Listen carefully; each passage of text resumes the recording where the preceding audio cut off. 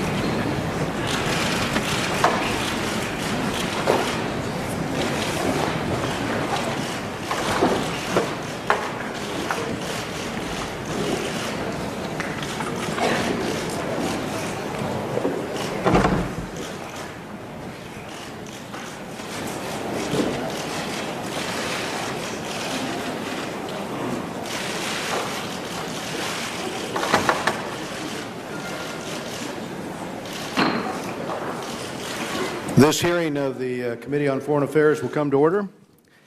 Welcome, Madam Secretary. Madam Secretary, on behalf of the entire committee, let me say how glad we are to see you healthy and how much we appreciate your desire to testify about Benghazi before you leave office. And let me also say that our appreciation extends to the work that you have performed on behalf of our country. This is our committee's opening hearing of this Congress. It is my initial hearing as its chairman.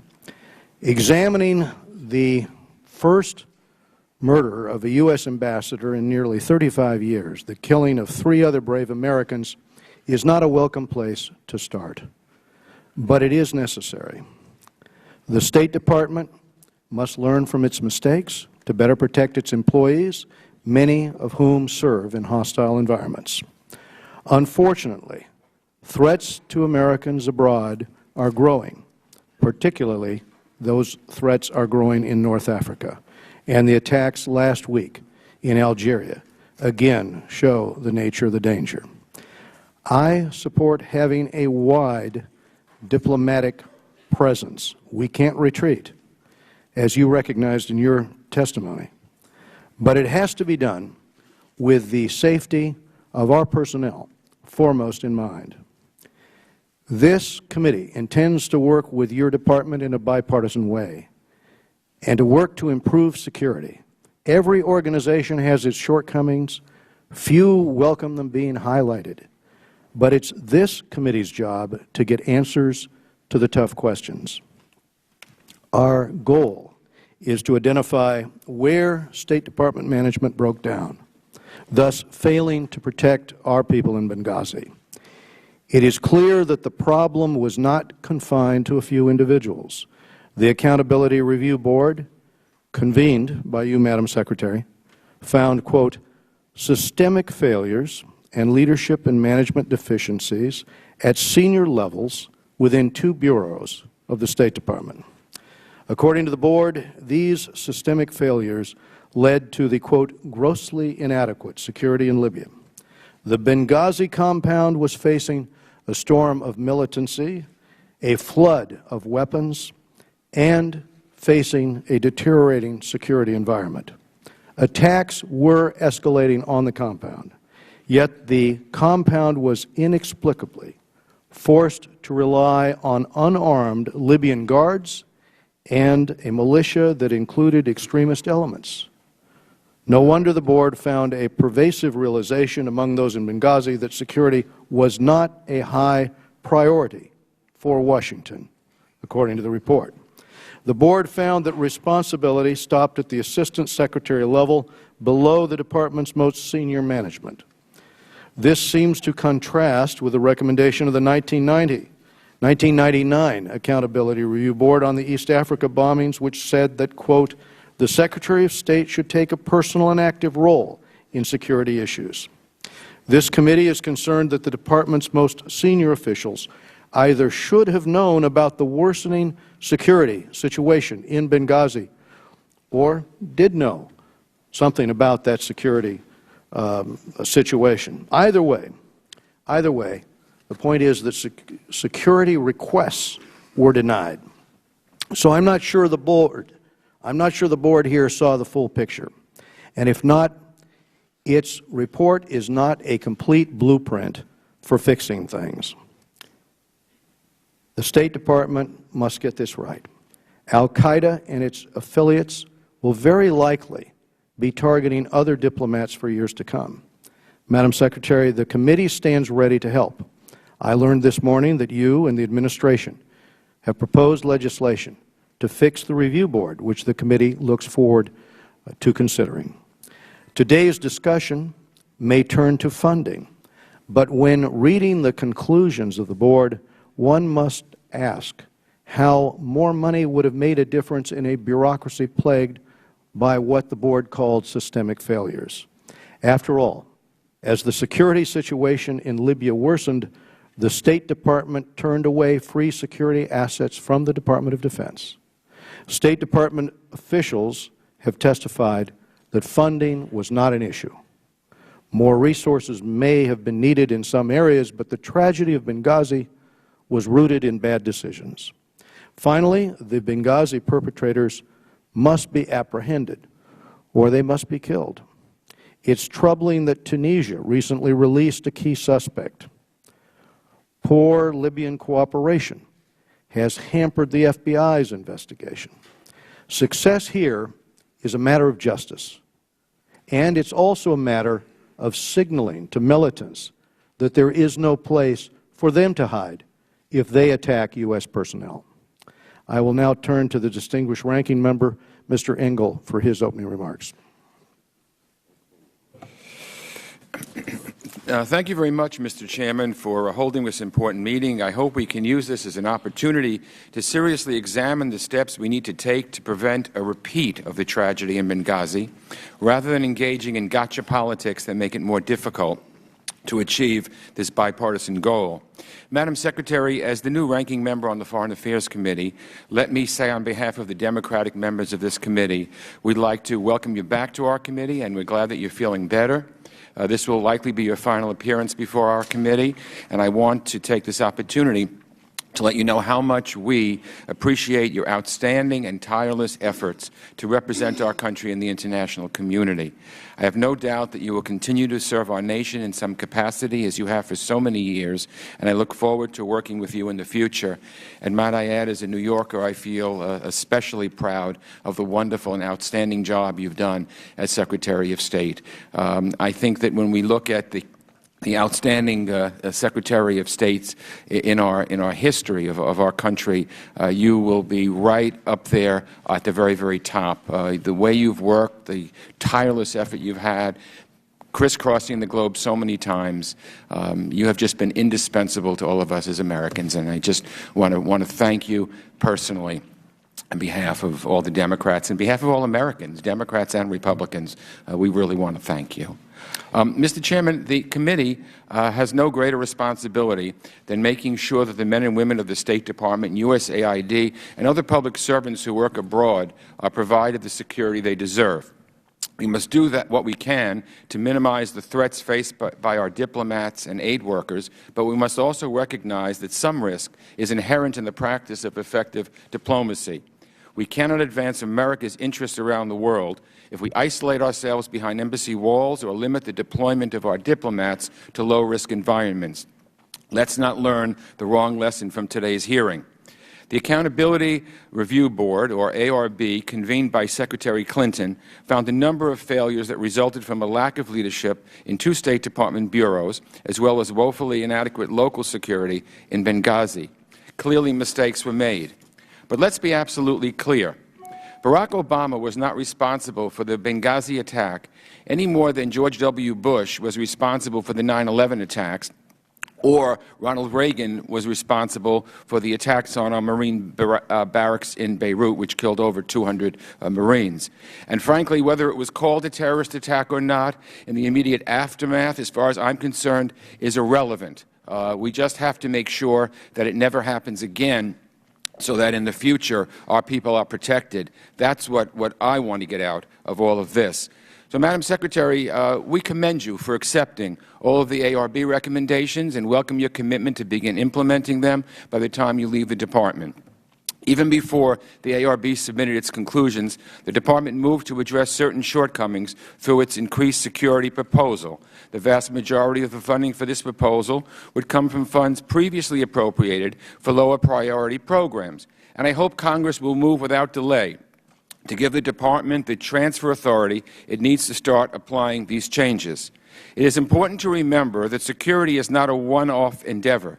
Indeed, it's a long-term responsibility and investment. In that context, the members of the ARB, led by Ambassador Pickering and Admiral Mullen, highlighted the State Department's struggle to get the resources it needs. The ongoing problem has led to a culture at the Department in which some senior managers appear to be more interested in conserving resources than in achieving specific goals. The ARB report says, quote, "The solution requires a more serious and sustained commitment from Congress to support State Department needs," unquote. Regrettably, it's clear that Congress is still failing to meet this commitment.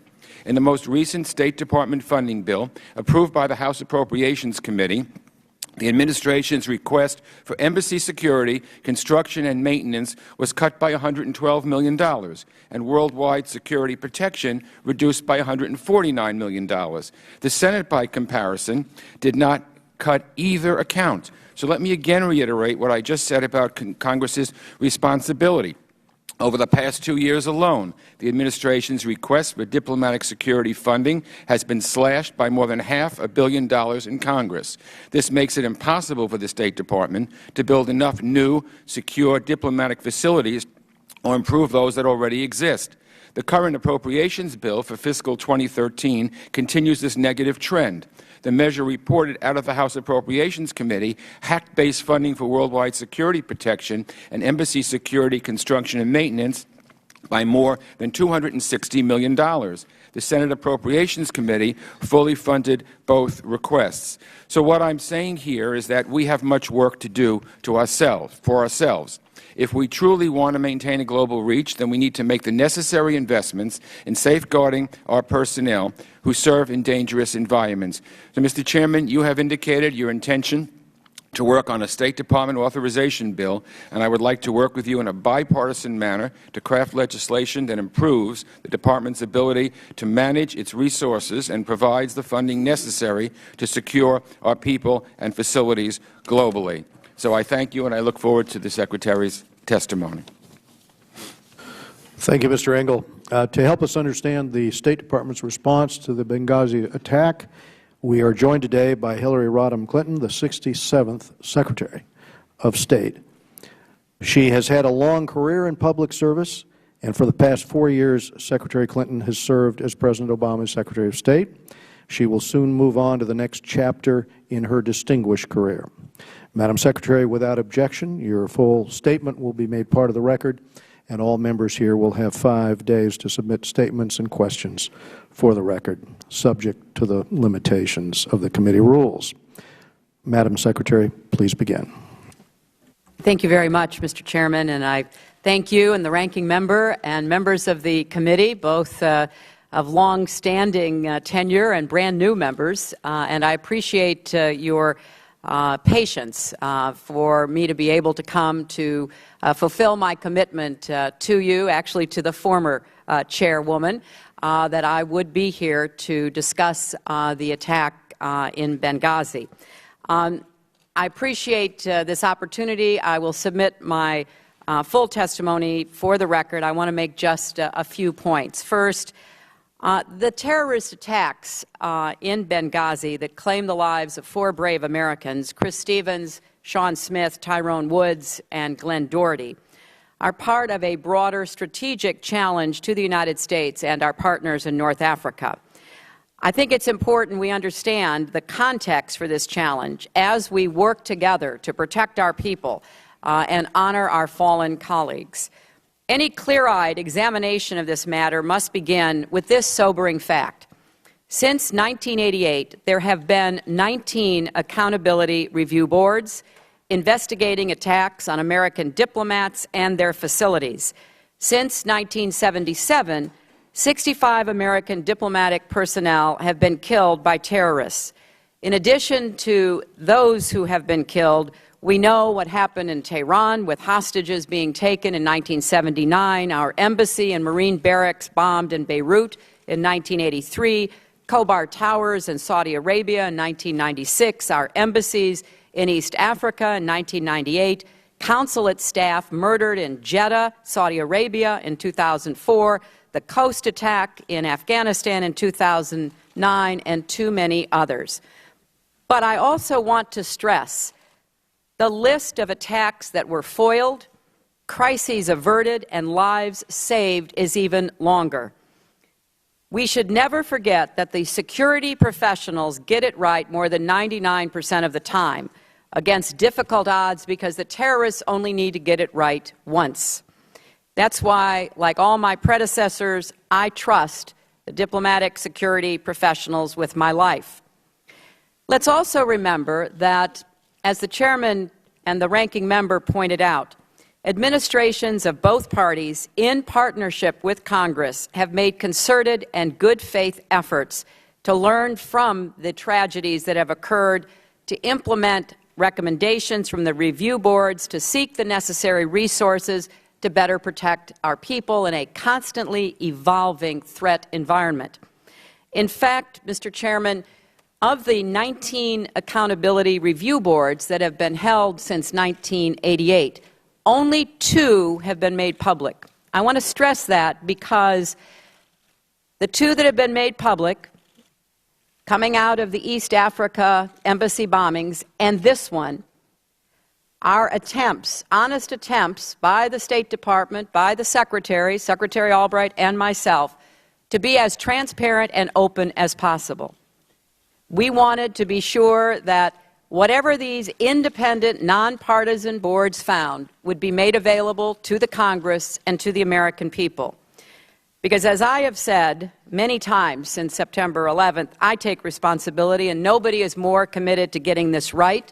I am determined to leave the State Department and our country safer, stronger, and more secure. Now, taking responsibility meant not only moving quickly in those first uncertain hours and days to respond to the immediate crisis, but also to make sure we were protecting our people and posts in high-threat areas across the region and the world. It also meant launching an independent investigation to determine exactly what happened in Benghazi and to recommend steps for improvement.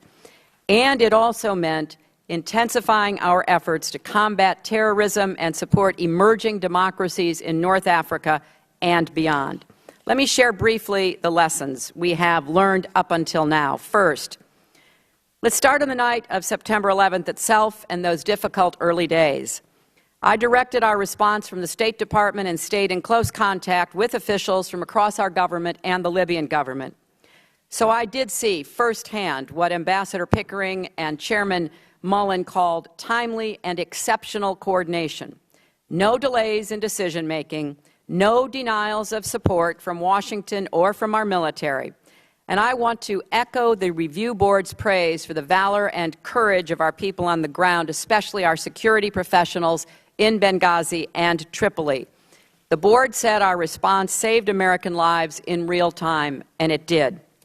The very next morning, I told the American people, and I quote, "Heavily armed militants assaulted our compound," and vowed to bring them to justice.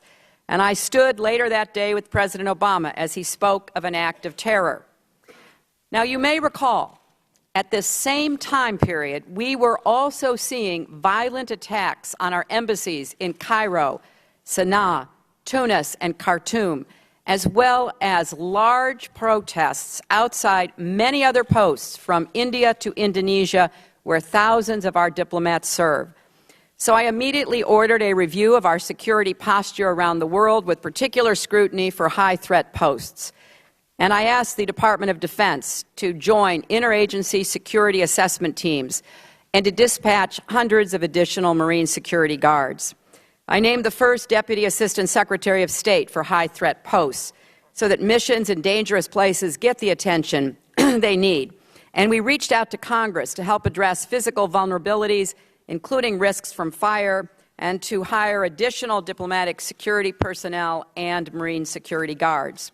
Second, even as I took these steps, I quickly moved to appoint the Accountability Review Board because I wanted them to come forward with their report before I left, because I felt the responsibility and I wanted to be sure that I was putting in motion the response to whatever they found. What was wrong? How do we fix it? I've accepted every one of their recommendations. Our Deputy Secretary for Management and Resources, Deputy Tom Nides, who appeared before this committee last month, is leading a task force to ensure all 29 are implemented quickly and completely, as well as pursuing additional steps above and beyond the board. I pledged in my letter to you last month that implementation has now begun on all 29 recommendations. We've translated them into 64 specific action items. They were all assigned to specific bureaus and offices with clear timelines for completion. Fully 85% are on track to be completed by the end of March, with a number completed already. But we're also taking a top-to-bottom look to rethink how we make decisions on where, when, and whether our people should operate in high-threat areas and how we respond. We are initiating an annual high-threat post review, chaired for the first time in American history, I suppose, by the Secretary of State, and ongoing reviews by the Deputy Secretaries to ensure that pivotal questions about security reach the highest level. And we will regularize protocols for sharing information with Congress. Now, in addition to the immediate action we took and the review board process, we're moving on a third front, addressing the broader strategic challenge in North Africa and the wider region. Benghazi did not happen in a vacuum. The Arab revolutions have scrambled power dynamics and shattered security forces across the region. Instability in Mali has created an expanding safe haven for terrorists who look to extend their influence and plot further attacks of the kind we just saw last week in Algeria. And let me offer our deepest condolences to the families of the Americans and all the people from many nations killed and injured in the Algerian hostage crisis. We remain in close touch with the government of Algeria, ready to provide assistance if needed, and also seeking to gain a fuller understanding of what took place so we can work together to prevent such terrorist attacks in the future. Now, concerns about terrorism and instability in North Africa are not new, of course. Indeed, they've been a top priority for this entire national security team. But we need to work together to accelerate a diplomatic campaign to increase pressure on al-Qaeda in the Islamic Maghreb and other terrorist groups in the region. I've conferred with the President of Libya, the foreign ministers and prime ministers of Tunisia and Morocco. 2 weeks later, after the attack, I met with a very large group of regional leaders at the UN and was part of a special meeting focused on Mali and the Sahel. In October, I flew to Algeria to discuss the fight against AQIM. In November, I sent Deputy Secretary Bill Burns on an interagency group to Algiers to continue that conversation. And then, in my stead, he co-chaired the Global Counterterrorism Forum that was held in Abu Dhabi and a meeting in Tunis, working not only on building new democracies, but reforming security services. These are just a few of the constant diplomatic engagements that we are having, focused on targeting al-Qaeda's syndicate of terror, closing safe havens, cutting off finances, countering their extremist ideology, slowing the flow of new recruits. We continue to hunt the terrorists responsible for the attacks in Benghazi and are determined to bring them to justice. And we're using our diplomatic and economic tools to support the emerging democracies, including Libya, in order to give them the strength to provide a path away from extremism. But finally, the United States must continue to lead in the Middle East, in North Africa, and around the globe. We've come a long way in the past 4 years, and we cannot afford to retreat now. When America is absent, especially from unstable environments, there are consequences. Extremism takes root, our interests suffer, and our security at home is threatened. That's why Chris Stevens went to Benghazi in the first place. I asked him to go. During the beginning of the revolution against Gaddafi, we needed somebody in Benghazi who could begin to build bridges with the insurgents and to begin to demonstrate that America would stand against Gaddafi. Nobody knew the dangers or the opportunities better than Chris. First during the revolution, then during the transition. A weak Libyan government, marauding militias, even terrorist groups. A bomb exploded in the parking lot of his hotel. He never wavered. He never asked to come home. He never said, let's shut it down, quit, and go somewhere else. Because he understood it was critical to be represented in that place at that pivotal time.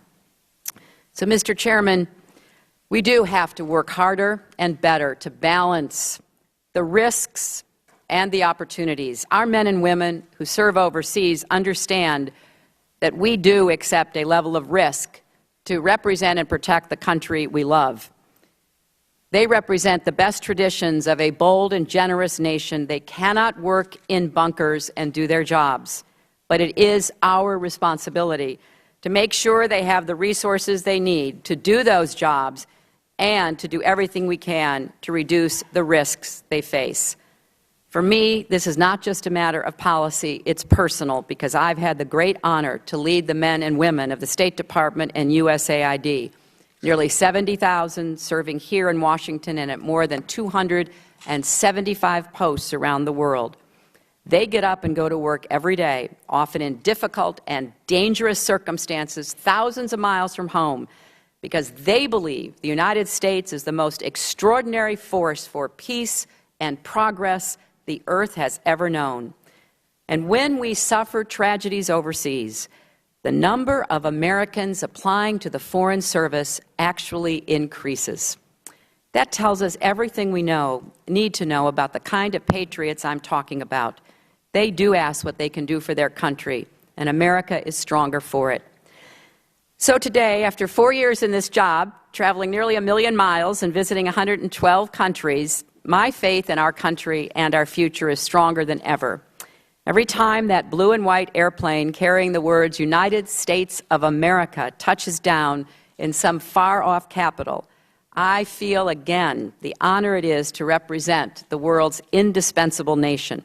And I am confident that with your help, we will continue to keep the United States safe, strong, and exceptional. And I would be very happy to answer your questions. Thank you, Madam Secretary. I think our State Department personnel do certainly accept a level of risk, and they do so in order, as you've said quite properly, to continue to lead. But, and we recognize, I think, that hindsight is 20/20. But with regard to the Benghazi attacks, what is probably most disturbing as the question comes before the committee and as the media looks at the situation, the dots here were connected ahead of time. The State Department saw this risk coming, and the State Department didn't act in order to prevent what could have been handled probably by answering the requests by our personnel.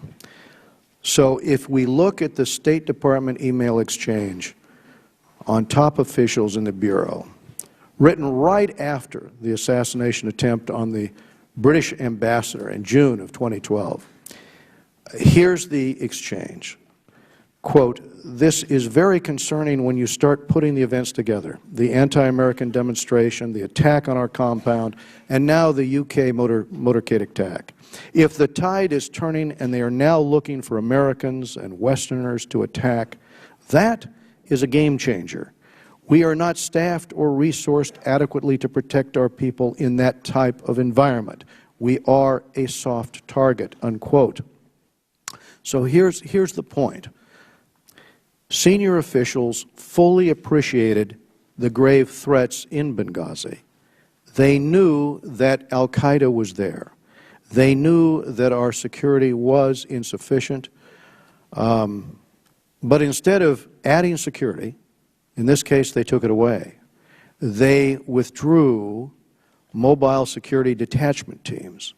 They sent packing a special team that the Defense Department provided, and provided at no cost. So if senior officials knew that our diplomats weren't safe and weren't adequately staffed, then why did they continue to withdraw security? I think that's the first question. In testimony this morning, you said you never saw those requests, and I understand that. Last month, though, Deputy Secretary Burns testified that memos regarding the deteriorating security situation did make their way to the 7th floor, to top management. So what senior official was he referring to when he talks about top management there? Who in the senior management was responsible for responding to those requests that were coming from the field? That would be my question. Well, there's a lot of important questions in that, Mr. Chairman, and let me begin by saying that I was aware of certain incidents at our facility and the attack on the British diplomat. I was briefed on steps taken to repair the breach in the perimeter wall after the June bombing, steps taken to reduce off-compound movements. Our team, led by security professionals, but also including intelligence professionals and others, did not recommend, based on those incidents, abandoning Benghazi. In part because over the last years we have become accustomed to operating in dangerous places in Pakistan, in Iraq, excuse me, in Afghanistan, in Yemen, and elsewhere.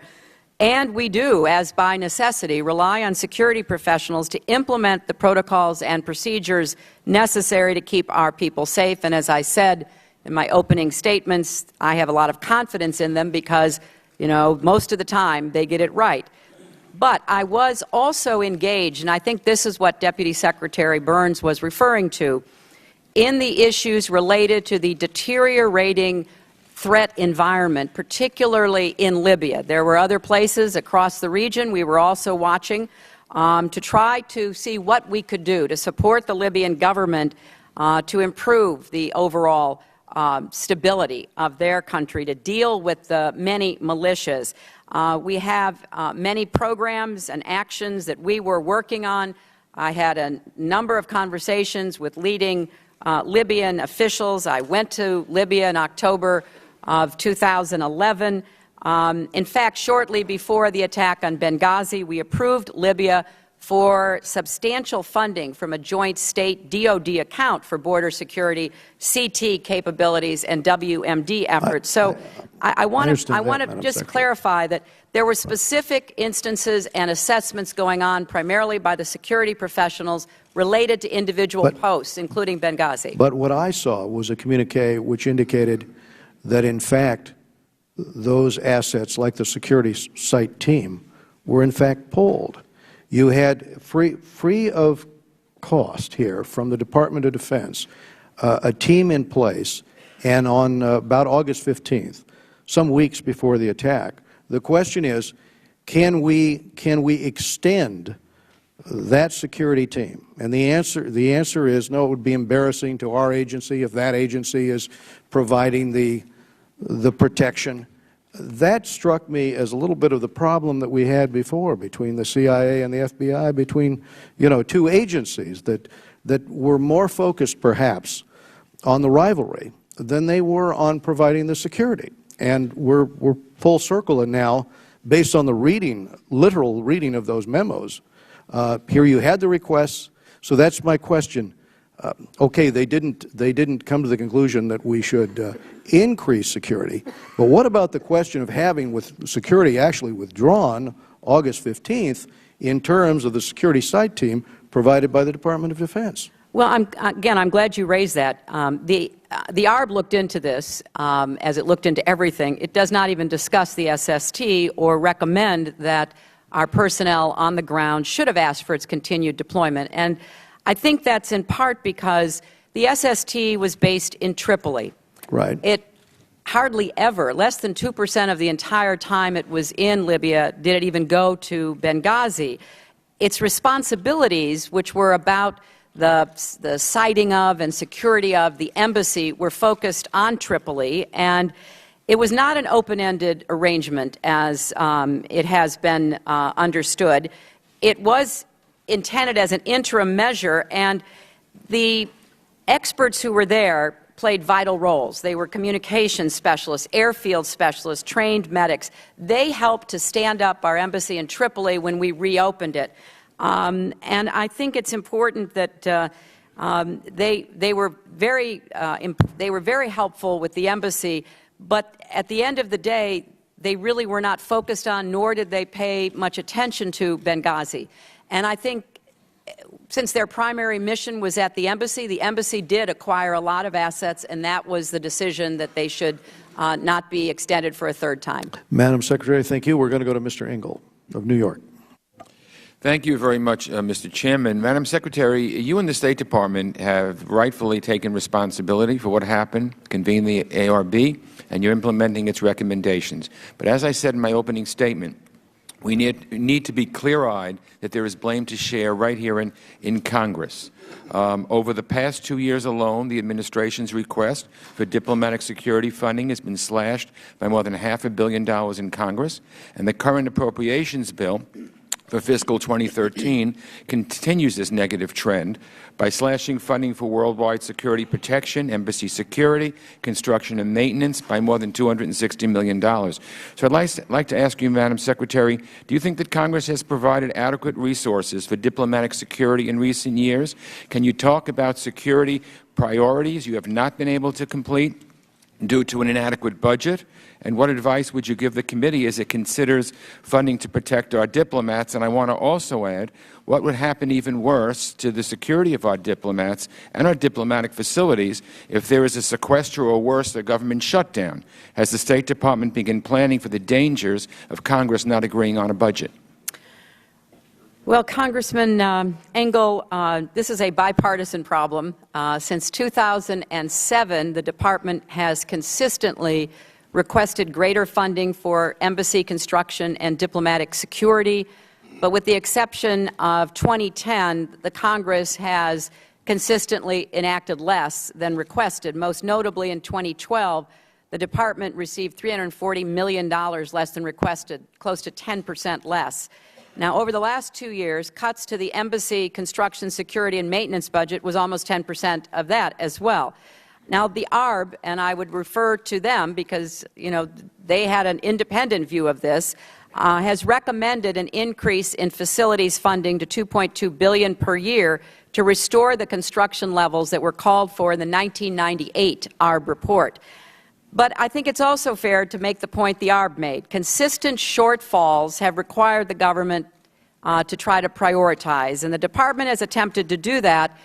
But I do think that there became a culture of reaction, you know, as the ARB report says, husbanding resources and trying to figure out how to do as much with as little as possible. And so although our prioritization was certainly imperfect, the funds provided by Congress were inadequate. So somehow we have to work on both ends of that equation. Now, what can you do? Well, first of all, we came up with a request to the legislative and budget staffs for transfer authority language, namely taking money we already had in this budget and letting us move it quickly to do what the ARB told us to do. More Marine security guards, more diplomatic security guards, more construction and upgrades. We were able to get that included in the Senate version of the Sandy supplemental, which passed on December 28, but we were unable to get the language included in the House version. This is not new money. So first and foremost, I would greatly appreciate this committee weighing in, working with your counterpart in the Senate to give us this transfer authority. Otherwise, we're going to be behind the curve again. Secondly, I think it's very important to change the laws about best value contracting versus lowest price technically qualified.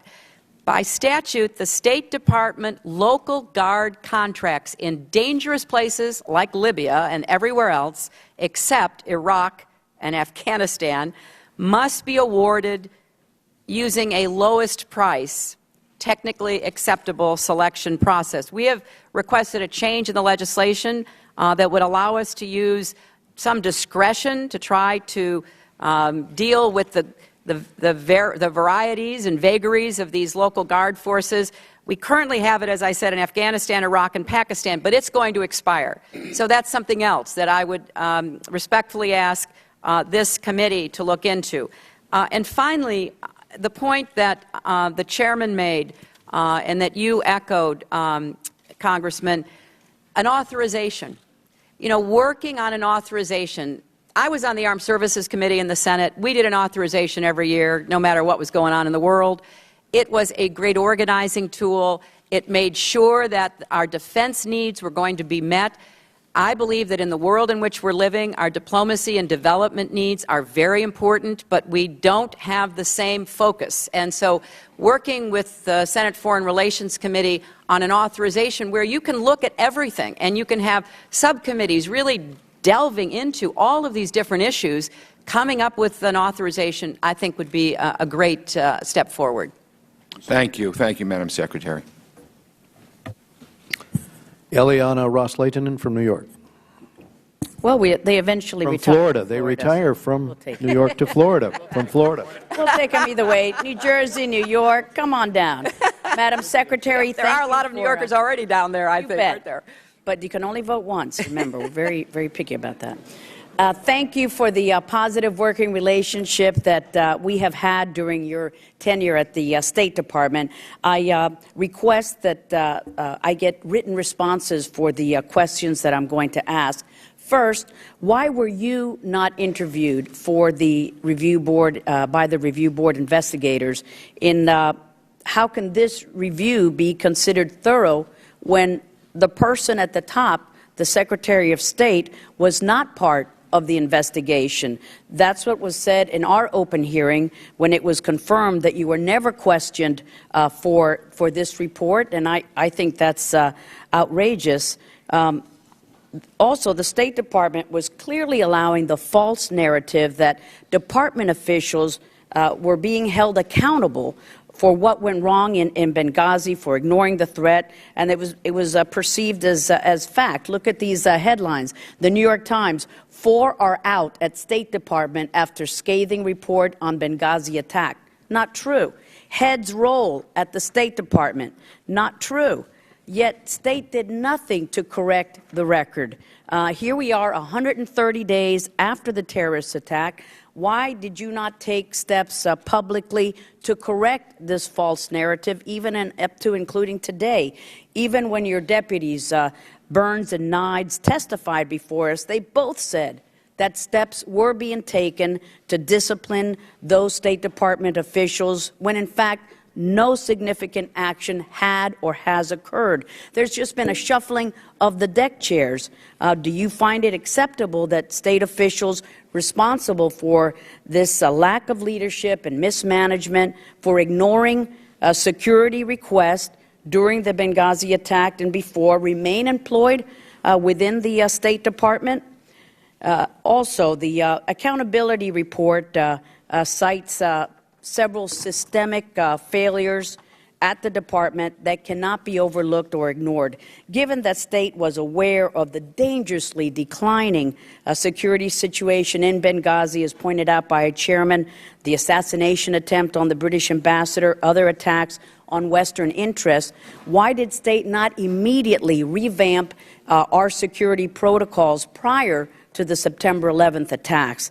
Did State fail to act preemptively because it ignored the threat, or did it fail to act because it was unable to recognize this growing pattern of violence? Either way, State did fail to act. And these failures, highlighted by the ARB report, serve as a blueprint for terrorists on where our weaknesses lie, where we are vulnerable.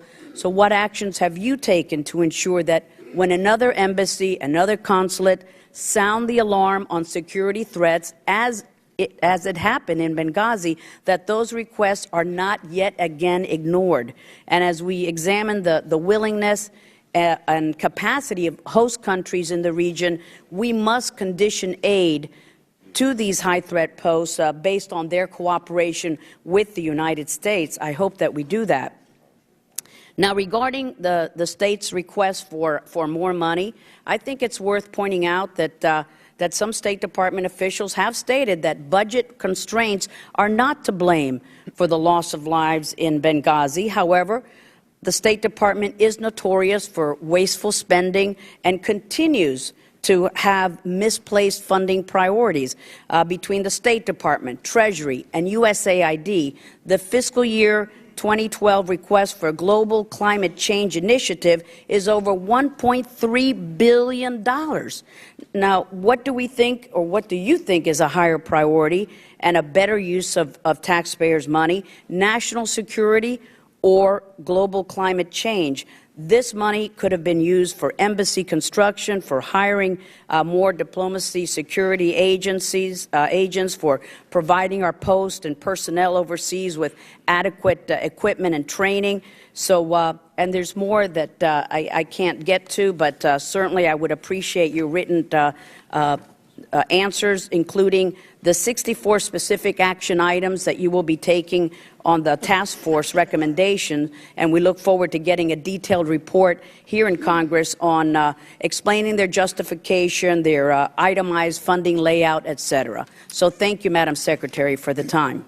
Congressman, obviously we'll answer all of your questions. Let me just comment on two of them, even though my time has run out. First, I was not asked to speak with the Accountability Review Board during their investigation. The specific issues they were looking at regarding the attack on Benghazi were handled by security professionals in the department, and that's where the ARB focused. Obviously, if they had thought that I was relevant or had information that would have helped the investigation, I would have gladly discussed that with them at their request. Secondly, on the personnel, this is another area where I need your help. First, all 4 individuals have been removed from their jobs. Secondly, they've been placed on administrative leave. Thirdly, Ambassador Pickering and Admiral Mullen specifically highlighted the reason why this has been so complicated. Under federal statute and regulations, unsatisfactory leadership is not grounds for finding a breach of duty. And the ARB did not find that these 4 individuals breached their duty. So, fourth, I have submitted legislation to this committee and to the Senate committee to fix this problem so future ARBs will not face this situation.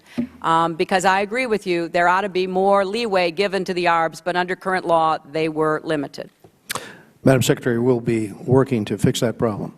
Mr. Fowler-Mavega from American Samoa. Thank you, Mr. Chairman and our ranking member, for calling this important hearing. Madam Secretary, thank you for your most eloquent statement. Your service to our nation has been exemplary and outstanding. In any suggestion otherwise during today's hearing, I would consider unfair and unwarranted. We meet today under difficult circumstances. I am sure that when you, as Secretary of State, stood at Andrews Air Force Base at the transfer, the remains of Ambassador Christopher Stevens, Mr. Sean Smith, Mr. Tyrone Woods, and Mr. Glenn Doherty, you must have had tremendous, or felt tremendous pain and suffering, as we express in our Samoan proverb, "Watangi le fatu malelele," meaning the stones and the earth wept. Madam Secretary, please know that you were not alone. We wept with you and with the families of our fallen heroes. It is true that the Benghazi attacks is the first time since 1979 that an American ambassador has been killed in the line of duty. But it is also true that the world has changed significantly since 1979, and consequently the Department of State is increasingly operating in high-threat locations throughout the world. This is why the Accountability Review Board rightly observed that Congress needs to make a serious and sustained commitment supporting State Department needs. But the FY 2013 fiscal year budget, the House cut the administration's request by about $200 million. However, having been provided $2.6 billion in security funding, I wonder if Congress had done its part and fulfilled its responsibility in providing the State Department with the necessary resources and funding to meet its needs, especially to provide security for our embassies and consulates throughout the world. I agree with ARB's recommendations that we should restore the Capital Security Cost Sharing Program, which pools money from different agencies in order to accelerate construction of new embassies and consulates. Madam Secretary, in honor of the lives of Ambassador Christopher Stevens, Mr. Sean Smith, Mr. Tyrone Woods, and Mr. Glenn Doherty, we need answers so that we can prevent this kind of tragedy from happening again. It is no good for any of us to use this tragedy for political gain. This was a terrorist attack, first and foremost, and we must not lose sight of this brutal fact. Instead, we must hold together in our commitment to defeat those who would do us harm. So, Madam Secretary, I commend you for convening the ARB in accordance with the Omnibus Diplomatic Security and Anti-Terrorism Act of 1986, and for accepting all 29 of the recommendations of the ARB Commission. For the past 20 years, you have served our nation well. You have done all you could do to deliver freedom safely to future generations.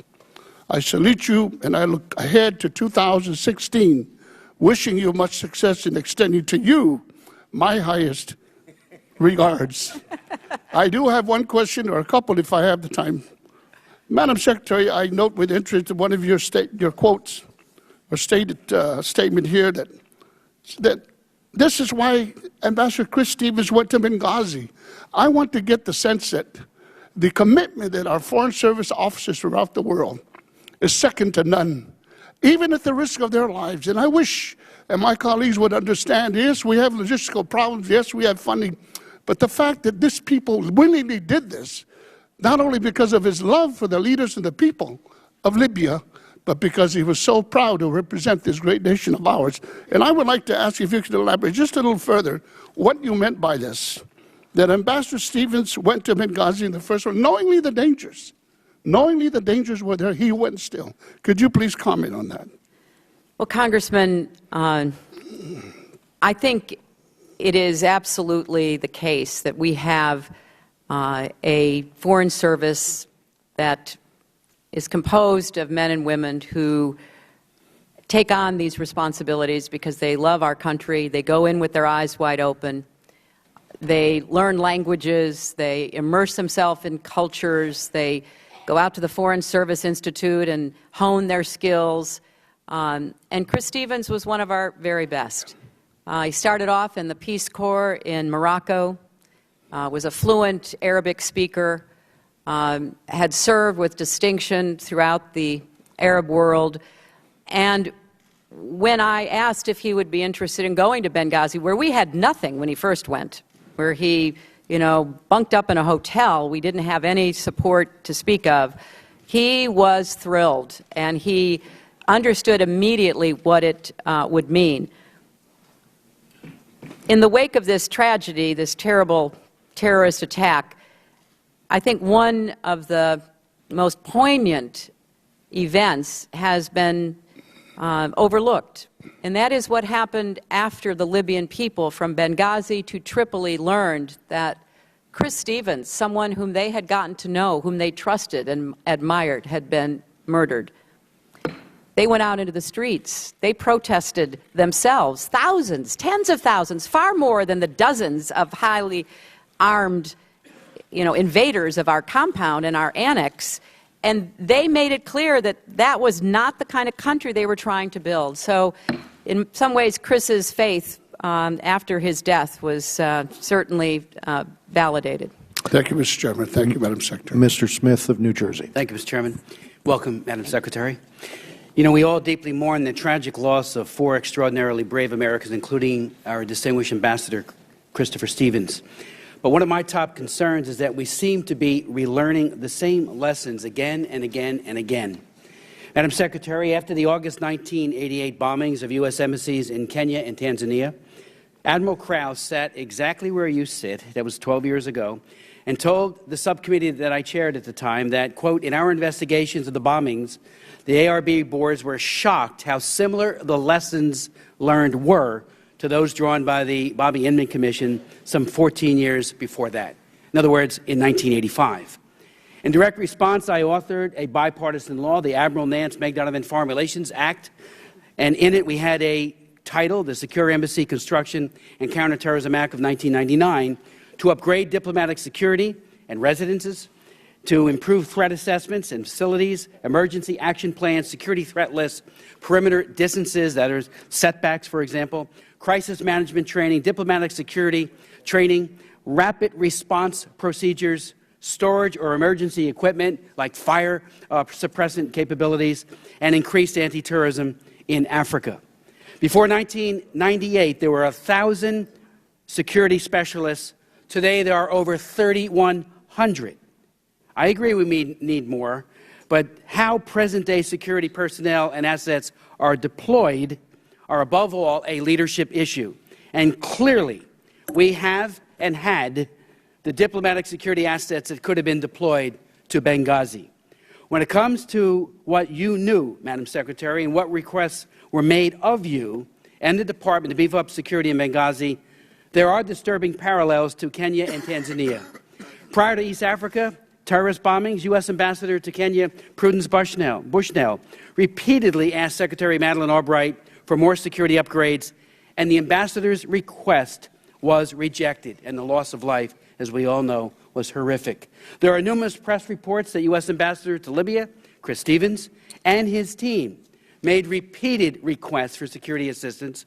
So my questions are these. One, you defined taking responsibility for Benghazi in your testimony a few moments ago in terms, and only in terms, of during and after the terrorist attacks. What about before the attack on September 11, 2012? What did you personally and your staff, when did you become aware of Ambassador Stevens and his team's request for security upgrades? What exactly did you do in response?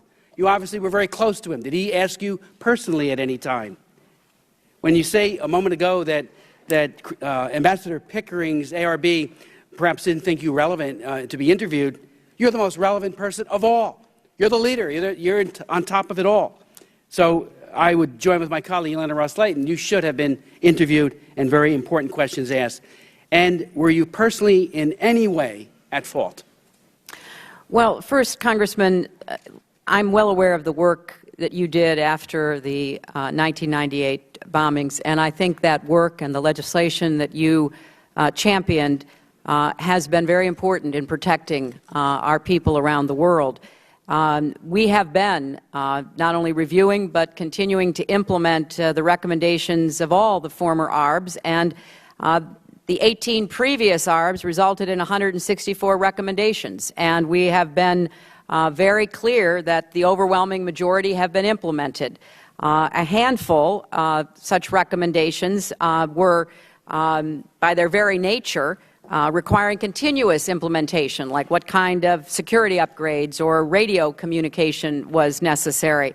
And there were a few that were only partially implemented because of some separate security concerns that would have raised. But there was the need for ongoing funding. You remember that Admiral Crowe said we wanted $2.2 billion for building embassies. We had a number of embassies that were built in those early years, thanks to your legislation. Then it petered off.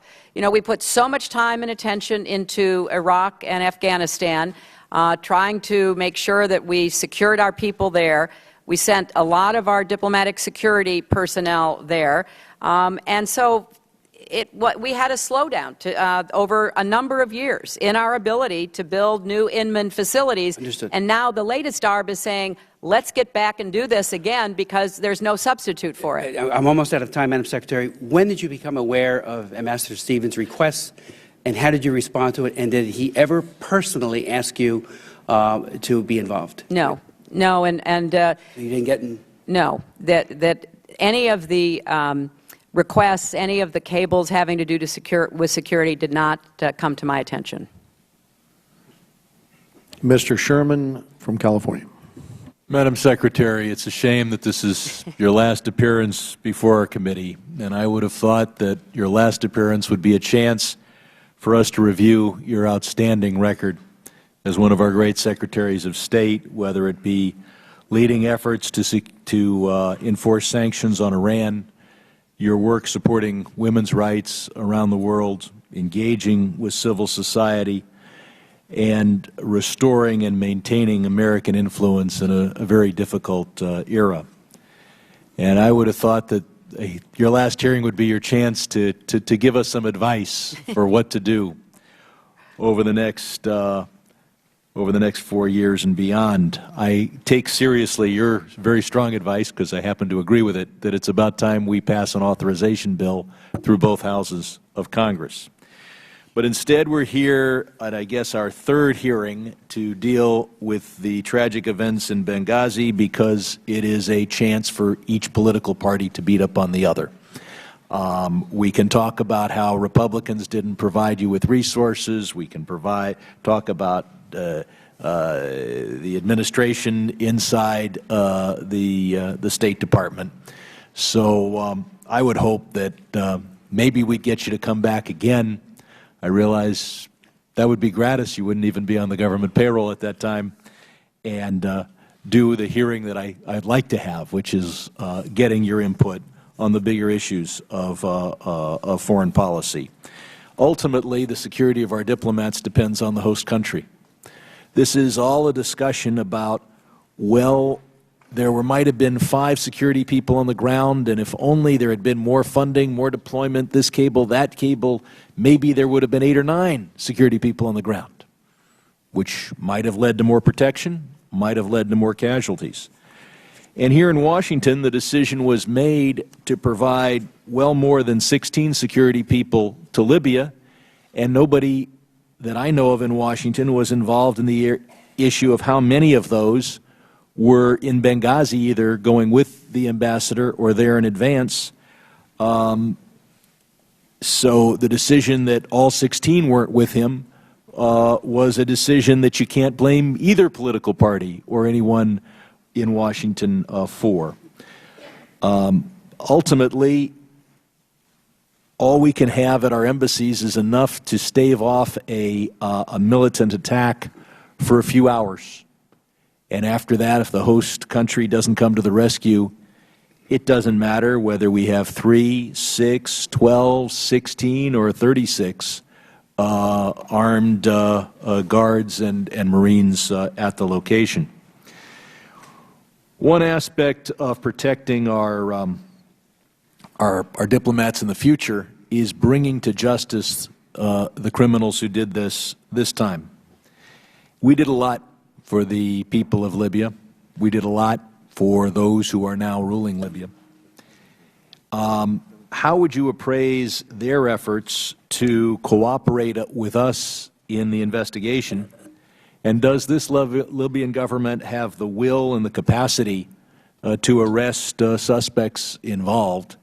And of course, will and capacity tend to go with each other. I think they would have to, at minimum, strain their capacity to try to arrest powerful armed elements in the eastern part of the country, and I don't know if they have the, even if they have the will to use that capacity. So, can you tell us after the attack, and now that we're trying to bring these culprits to justice, what do you think of the Libyan government? Well, I think, Congressman, you drew exactly the right description. Is it will or is it capacity, when obviously what you need is both? I have found the Libyan officials to be willing but without capacity. And part of our challenge is to help them build greater capacity, because now it's about them.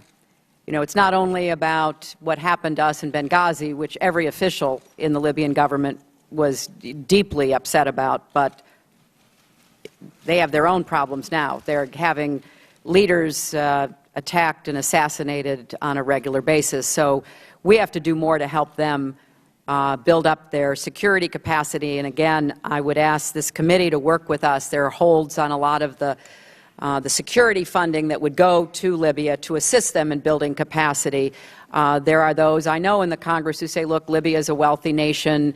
We don't need to give them any money. Well, until they get up and going, it's in our great interest to give them the resources like we have with other countries over the past 40 years. We can go to Mr. Rohrabacher of California.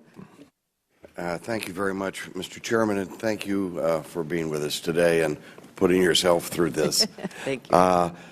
Let me just note that fixing responsibility was what we're trying to do today, and identifying bad policy and mistakes is the way that democracies fix problems. It is not all politics. It's how we do things here to make it better. So none of us should at all apologize for trying to get to the nitty-gritty. And let me just note that Assistant Secretary of State Lamb testified here in Congress that budget considerations played absolutely no role in her decision. It was her decision, not yours, but you approved of, but her decision as to what the level of security would be there at Benghazi. So, and any suggestion that this is a budget issue is off base or political. Madam Secretary, you told the Senate this morning that you learned of the attack around 4 p.m. On that day, and you were involved widely in the coordinated response, which included the Department of Defense and the White House, but did not speak to the President until later that evening. When did you talk to the President? Two things. On the first point you made, Congressman, the ARB disagreed with that and did find that budget issues were at stake. Well, she testified under oath, and it was well, you know, that's why you have an independent group like an ARB. That's why it was created to look at everything. So I think everybody has their own right. I think it's important, though, CYA to do here. But and I would urge. What about when you saw the President? When did you see the President? And I talked to the President at the end of the day, but I had been in constant communication with the National Security Advisor. I'd been on secure video conferences with high-level officials in the White House, in the Defense Department. Secretary Lamb, the lady we're talking about, did testified that she had actually witnessed this in real time, the attack in real time on a monitor. At any time, did you see the initial attack on a monitor? Or the President? Congressman, there was no monitor. There was no real time. We got the surveillance videos some weeks later. That was the first time we saw any video of the attack. So there was I think there was a misunderstanding. I think that perhaps, I'm just trying to clarify this. I may be going beyond my brief here, but I think perhaps what she meant was, was there audio? She was on an open, she was talking to DS people who were trying to understand what was going on. Well, I will have to say that Admiral Mullen, in briefing us, suggested that they had seen some kind of video, and that within a few moments, it was very clear that this was a very coordinated terrorist attack, and not some demonstration that had gone awry. Well, I think the surveillance video, which some of you may have seen in a classified setting, does demonstrate what happened that night. As you were dealing with the crisis as it went on, did you think or act on the basis that this was a film protest gone out of control? And when you briefed the President, did you tell him that? Or did you tell him, which Admiral Mullen suggests you knew by then, that this was a well-planned and executed terrorist attack? Which was the President told? Well, first of all, I said the very next morning that it was an attack by heavily armed militants. The President said that morning it was an act of terror. At the same time, however, I was dealing with protests against our facilities that were clearly connected to that video. Right. Yeah. So we were managing a number of such Let's just say that events. you noted that, and it can be, you know, people do this so that you can say that you said it, but the emphasis, we all remember what the emphasis was, over and over and over again. It was repeated that we had enraged the Islamic terrorists, which, by the way, what's that do? When you say that we enraged the Islamic terrorists, that means we're at fault. They're not at fault. And then to look and see that the only people that I know who are in jail right now is the filmmaker. Isn't this a little disconcerting? Well, first, Congressman, I want to be clear that, of course, it was a terrorist attack. The very next day, I called it an attack by heavily armed militants on our compound. I think there is still, however, questions about exactly what caused it, who the attackers were. The ARB, after months of research, said the picture is still very complicated, Well, and I think it's worth members looking at both the unclassified and classified ARB with that in mind. Thank you. Mr. Meeks of New York. Hey, Steve, if you get a chance to ask her. Let me first thank you. Well, first I want to thank you for an extraordinary daughter who came to the Rockaways after Sandy. Thank you. Just helping people, unannounced, without fanfare, just getting down and helping people because they needed help after that terrible storm. And so, just extraordinary public service. And then I want to also say, Madam Secretary, that you have been a Secretary of State at an extraordinary time in the history of the United States of America and the world. And you have managed the challenge in an equally extraordinary manner. When you took the job, America had a tarnished image abroad. You have revived our brand, traveled over 1 million miles to the furthest reaches of the world, to the most challenging areas, and touched the lives of the most vulnerable. With your leadership of initiatives like the QDDR, you have deepened our confidence that foreign aid can be responsibly spent. On behalf of a grateful nation and of definitely the people of the 5th Congressional District, I want to thank you for a job well done. The attacks on our mission in Benghazi were a painful reminder to all of us that our diplomats, of course, are in harm's way. And they are in some of the same unstable and even hostile environments as our military. Yet they don't have the same means of protecting themselves. And sadly, we go back and we've talked, and I know at this committee I heard Admiral Mullins and Ambassador Pickering say that money was and is in the budget is very important and makes a difference. Yet, and sadly, this House has failed to do its part in addressing the challenges they face, even after the tragedy of the Benghazi attacks. You, however, have been responsibly and accepted the recommendations of the ARB and put measures in place immediately after the September attacks that demonstrate that you are serious about changing the status quo. But of course, again, it's a two-way street. Congress has failed to act in a meaningful way, and I believe it's a shame on the leadership for its failure to give the State Department the authority to transfer already appropriated funds, not new money, already money that you have toward funds to bolstering security for our diplomats, to give you that discretion. And shame on the House for its failing to adequately fund the administration's request for diplomatic security funding. Now, I hope that this Congress will act swiftly to fix these critical funding matters. It is also my hope, as you've said, that we finally have a state authorization bill that the President can sign into law. But let me ask you this question. At the time of the Benghazi attacks, you've indicated there was risings going on in Egypt and in Yemen and in Tunisia. You know, it seemed as though a lot, because no one could have imagined, and I'm sure you did not when you initially took office, that we would have the Arab Spring and the nation and what was going on in these various countries would happen.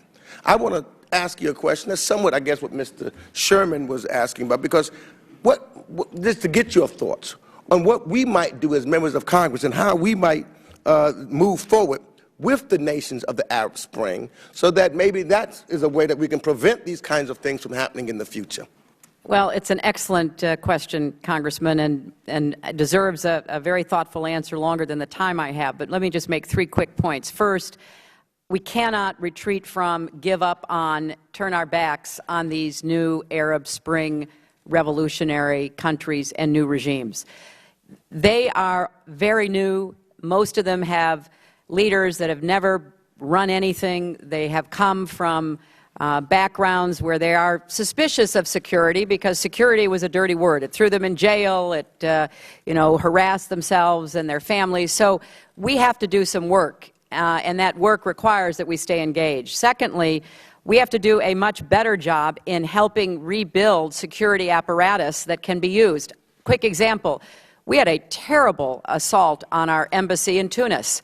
And I called the president of Tunisia. I said, you have got to send reinforcements right now. Our embassy is going to be overrun. He sent it. It stopped. The government really has been responsive, understanding that, these terrorists, these extremists, don't just threaten us in Western countries. They threaten the stability and the future of these governments. So we have to help them the way we helped Colombia in years ago. And finally, we need to do a better job conveying a counter-narrative to the extremist jihadist narrative. I've said this to this committee before, a lot of new members on it. We have abdicated the broadcasting arena. Yes, we have private stations, CNN, Fox, NBC, all of that. They're out there, they convey information, but we're not doing what we did during the Cold War. Our Broadcasting Board of Governors is practically defunct in terms of its capacity to be able to tell a message around the world. So we're abdicating the ideological arena, and we need to get back into it. We have the best values. We have the best narrative. Most people in the world just want to have a good, decent life that is supported by a good, decent job and raise their families, and we're letting the jihadist narrative fill a void. We need to get in there and compete, and we can do it successfully. Mr. Shabbat of Ohio. Thank you, Mr. Chairman. Madam Secretary, first, let me thank you for your service, and I wish you the best in your future endeavors, mostly.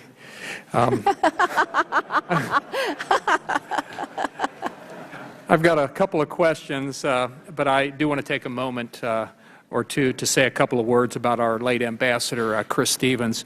Many members and staff on our committee have had the opportunity to know and to work with him even before he was named our U.S. Ambassador to Libya. And I think all would agree that he was one of our most able diplomats. I had the opportunity to meet with him in Tripoli a little less than a month before he and 3 other outstanding Americans were murdered in Benghazi. His enthusiasm for the job was really something to behold.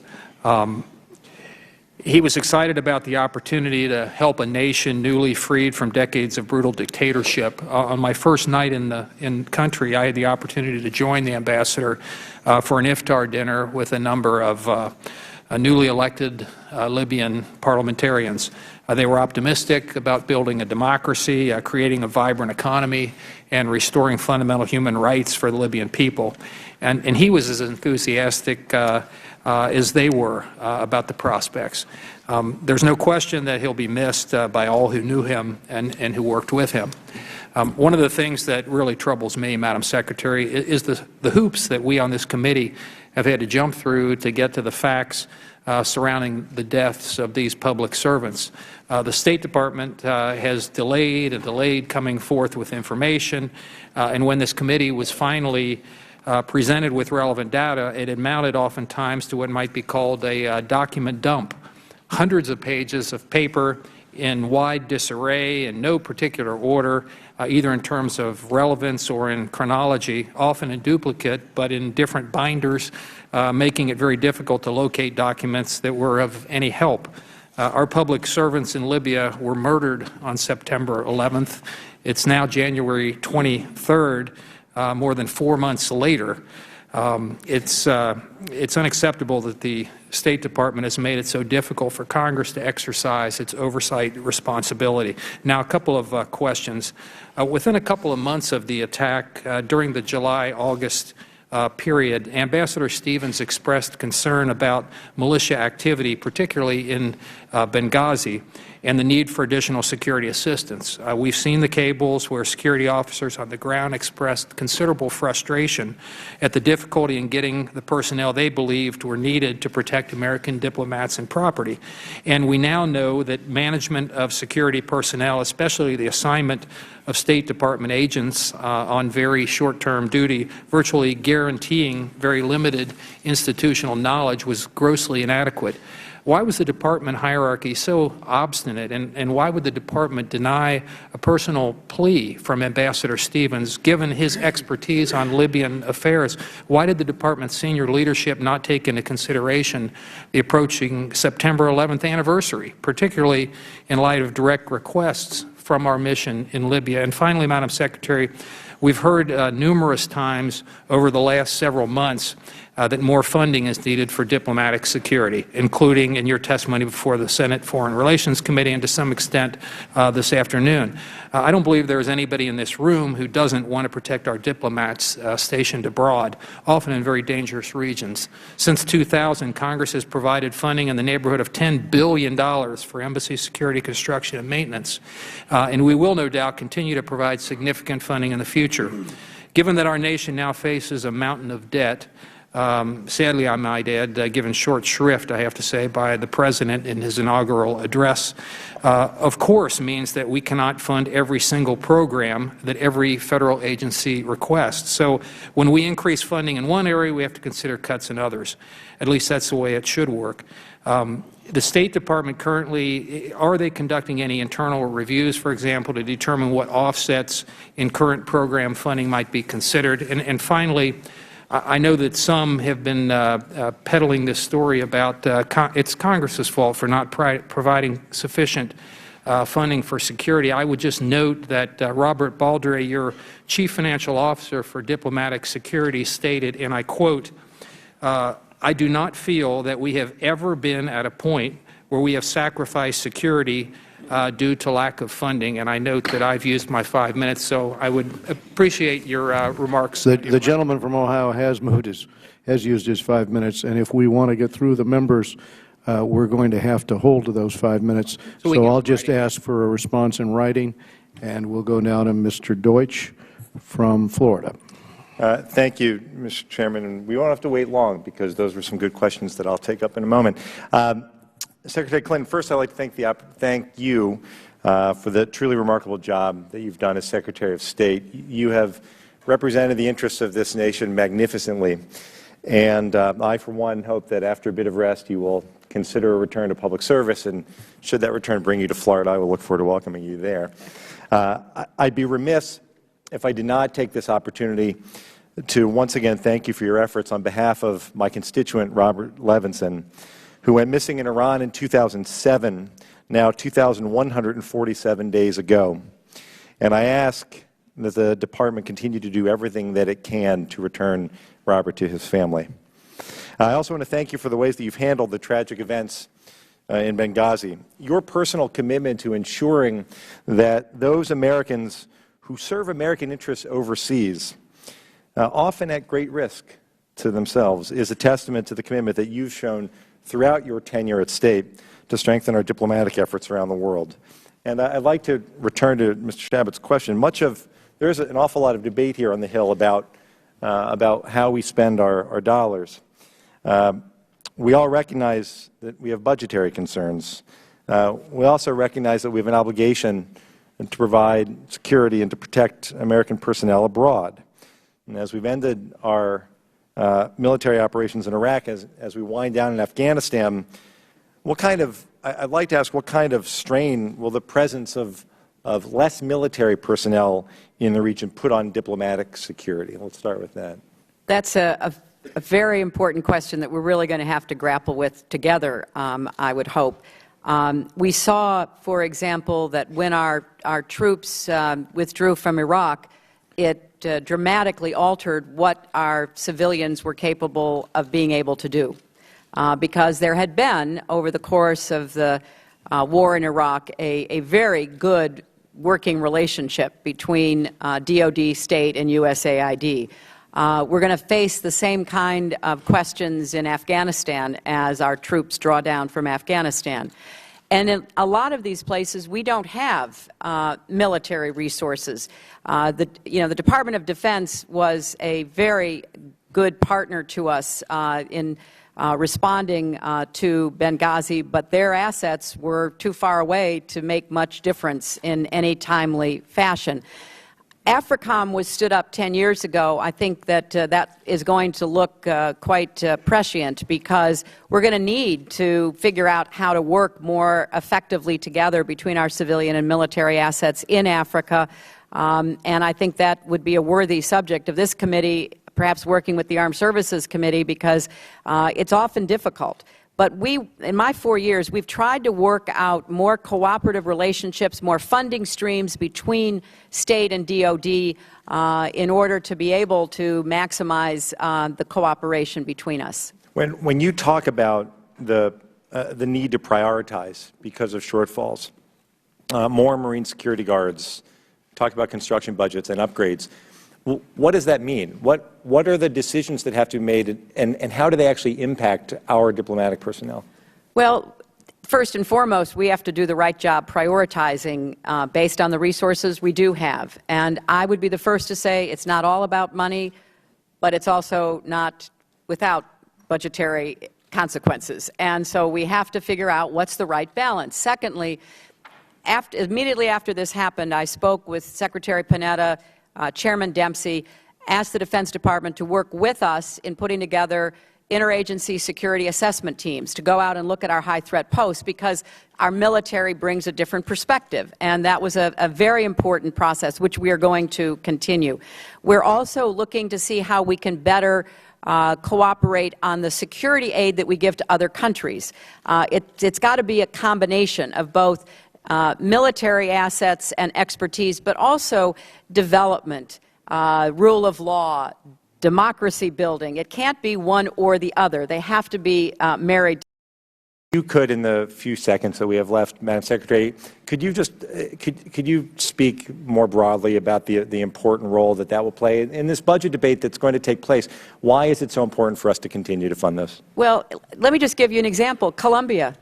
You know, Colombia 15, 20 years ago was in a very difficult state. It had an insurgency. It had a drug cartel that was basically controlling territory. The United States stepped in, worked with the Colombians, and the progress, I think, is evident for all to see. There was a front-page article in the travel section about go to Medellin. I mean, that's what America can do. We don't do it ourselves. We partner with willing governments to help them acquire the capacity to protect their own citizens. Thank you.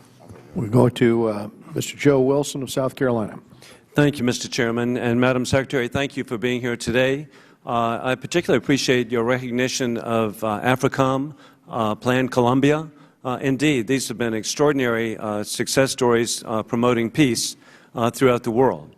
The American people will always appreciate its American heroes, Chris Stevens, Sean Smith, Tyrone Woods, and Glenn Doherty. As we begin, I do want to point out that, for the record, I believe that Congressman Rohrabacher is correct. There was an email from the Chief Financial Officer for Diplomatic Security following the Benghazi attack. Specific quote, "Although diplomatic security has been fiscally prudent, I do not feel that we have ever been at a point where we sacrifice security due to a lack of funding." End of quote. That actually is an attribute to you. And I have faith in the Chief Financial Officer that it's a correct statement. As we begin, it's been reported that since you managed the response to the Benghazi attack, why weren't you the person to appear on the Sunday shows immediately following the attack? Ambassador Susan Rice said that you declined. Was that correct? Well, I have to confess here in public, going on the Sunday shows is not my favorite thing to do. There are other things I'd prefer to do on Sunday mornings. And, you know, I haven't been on a Sunday show in way over a year. So it just isn't something that I normally jump to do. And I did feel strongly that we had a lot that we had to manage, that I had to respond to, and I thought that should be my priority. And I believe that part of the priority is telling correct information, and you could have done that. And I think it's just very unfortunate, the multiple appearances by Ambassador Rice with information that's been discovered not to be correct. In the November 21st, 2012 edition of the Charleston Post and Courier, a letter was published by William J. Boudreau, a retired Foreign Service officer of Seabrook Island. He wrote, "Within the U.S. State Department, there's an office known as Op Center. It is located in the Office of the Secretary of State. It is staffed around the clock, 24/7, by seasoned Foreign Service officers. Its function is to be sensitive to any threat to American interests wherever they might arise. The Ops Center has direct, secure communication lines to the White House Situation Room, the National Military Command Center at the Pentagon, and the CIA's Ops Center. Having worked as a watch officer at the Ops Center, I know that any information that indicates a threat to the safety of American citizens overseas is passed to other agencies mentioned above. If it's a significant message concerning American interest is received, it is the watch officer's job to ensure that these other agencies are informed. He goes on, there are many questions that need to be answered, and I'd like to present these questions on his behalf. First and foremost, what was going on at the Ops Center of the State Department in Washington while our consulate was under attack for 7 hours? Well, we can certainly give you greater detail, but the Ops Center is, as you have described, the place where communications goes in and out. They were placing calls, they were receiving calls, they were, deeply engaged in trying to help us. They don't reach out on their own, but to help us acquire information so that we could respond in real time. And 7 hours, I mean, goodness gracious, there should have been a response. Why the delay in labeling the attack as terrorism when it was immediately known that it was? Well, again, I would say, Congressman, that we described the attack. I described the attack the next morning. The President called it an act of terror. There was as you will find in reading both the unclassified and classified version of the ARB, there was a lot of questions about who was behind it, what motivated it, and the ARB says those questions are still not fully answered today. And he continues, why weren't Marine Guards posted in Benghazi in the first place? Because historically, Marine Guards are at posts where there is classified information. Marine Guards have not historically had the responsibility for protecting personnel. Their job is to protect and, if necessary, destroy classified material. At our compound, there was no classified material. And he continues in line with everybody else, pointing out that there were requests to enhance security that were denied. We weren't able to reach all the questions. I appreciate you responding to Mr. Boudreau's questions. I will submit them for the record for your office for a written response. Thank you, Congressman. Karen Bass of California. Thank you very much. Thank you, Chairman Royce and Ranking Member Engel, for convening this hearing. Secretary Clinton, I want to take the time to thank you for your willingness to come before this committee for the final time. And I want to offer my sincere and deep gratitude for your remarkable service to our nation. I'm also very glad to know that you're feeling much better. Thank you. For the past 4 years and well before, you have put country first, and for that, our nation is indebted to you. With competence and careful consideration, you have shown extraordinary leadership on countless issues, ensuring that diplomacy is an essential part of our country's foreign policy. And your tireless efforts to elevate women and girls' rights is without comparison. You have strengthened our State Department, made it better today than when you arrived. As the ranking member on the Africa Subcommittee, I'm especially appreciative of the attention you've given to the 54 nations of Africa. While Africa may lose one of its most steadfast and dedicated champions at the State Department, I trust Africa will not be far from your thoughts and will remain a top priority in your future work. I also want to associate my comments with Congressman Sherman, who said that it's unfortunate that this is the last time we will hear from you, so I want to focus my time on moving us forward and asking your advice. You made reference in your testimony about best value contracts. And you mentioned, I believe, several nations where best value contracts are not used. And in thinking about Africa and the instability in a number of nations in Northern Africa, Central Africa, Mali, what we're dealing with now, I want to know whether or not those nations are subject to those type of contracts and whether or not exemptions or waivers should be made. What should we do? Well, Congresswoman, thank you very much for your emphasis on Africa, which I think is going to be increasingly important.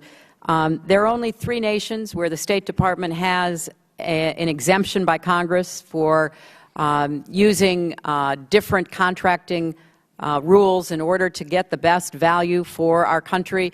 Those are Iraq, Afghanistan, and Pakistan. So every other country in the world, we are under the kind of contracting rules that I think do interfere with our capacity to get the best deal, particularly when it comes to security, that we should in these countries where the threats, unfortunately, are going to always be with us.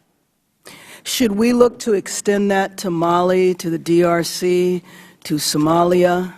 Well, I would certainly recommend. There was an article in I think in one of the newspapers today that went into some detail. Basically, here's how it started. For more than 2 decades, federal laws required the State Department to select the cheapest rather than the best contractor to provide local guard services at its embassies abroad. And, you know, there's that old saying, you get what you pay for. And this lowest price provision started off in 1990, but it has just stayed with us. And I would respectfully request that this committee take a hard look at it. If you can't do a total lifting of it for everybody, at least look at the high threat posts where obviously we did it for Iraq, Afghanistan, and Pakistan, and the countries you're naming are countries that I think would fall into that category. Well, thank you very much. Among the various Islamic extremist groups operating in Africa today, AQIM, Al-Shabaab, Boko Haram, to name a few, in your view, which pose the greatest threats, direct threat to the United States? And then given the limited capacity and are in some cases the limited political will of the countries in which these groups operate, are U.S. military intelligence and security assistance resources devoted to these threats adequately or appropriately balanced? And what recommendations would you have for us? Well, I think if you're focusing just on North Africa, Al-Qaeda is a brand name as much as an organization. People wake up, they form these jihadist groups, they then claim to be associated with, somehow affiliated with Al-Qaeda in order to gain some credibility with local people as well as beyond. I think that we have to take seriously all of these terrorist groups, whatever they call themselves. Now, at the moment, they don't necessarily have either the interest or the ability to attack our homeland, but we have a lot of facilities. We have a lot of assets in North Africa. We just saw Americans killed and held hostage at a gas facility because, you know, we do business all over that continent. So I think we have to take a hard look at all of them and constantly be upping our military and intelligence and diplomatic assets to deal with them. Thank you very much. I'd like to just take a moment and explain to the gentlelady, we passed last year the best value contract language that you're speaking of in the House passed appropriations measure. We're going to try to get our colleagues in the Senate to take that measure up. We go now to Mr. McCall from Texas. Thank you, Mr. Chairman. Welcome, Madam Secretary. Thank you for your service. Similar to September the 11th, 2001, there were warning signs prior to Benghazi, September 11th. There was a April 6, 2012 crude IED thrown over the wall of the U.S. facility in Benghazi. On May 22, 2012, Red Cross building in Benghazi hit by 2 RPGs. The brigades of the imprisoned Blind Sheikh took responsibility for that attack. On June the 6th, 2012, U.S. consulate in Benghazi was targeted by an IED attack that blew a hole in the perimeter wall. Again, the Blind Sheikh Brigade taking credit.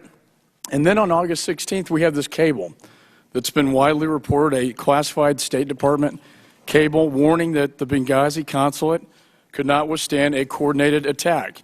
And the regional security officer believed our consulate could not be protected at an emergency meeting less than 1 month before the attack on 9/11. A contingency plan was supposedly drafted to move the operations to the CIA annex about a mile away from the compound. This cable is presumed to have been shared by senior staff. It was sent to your office. It was sent to the NSC.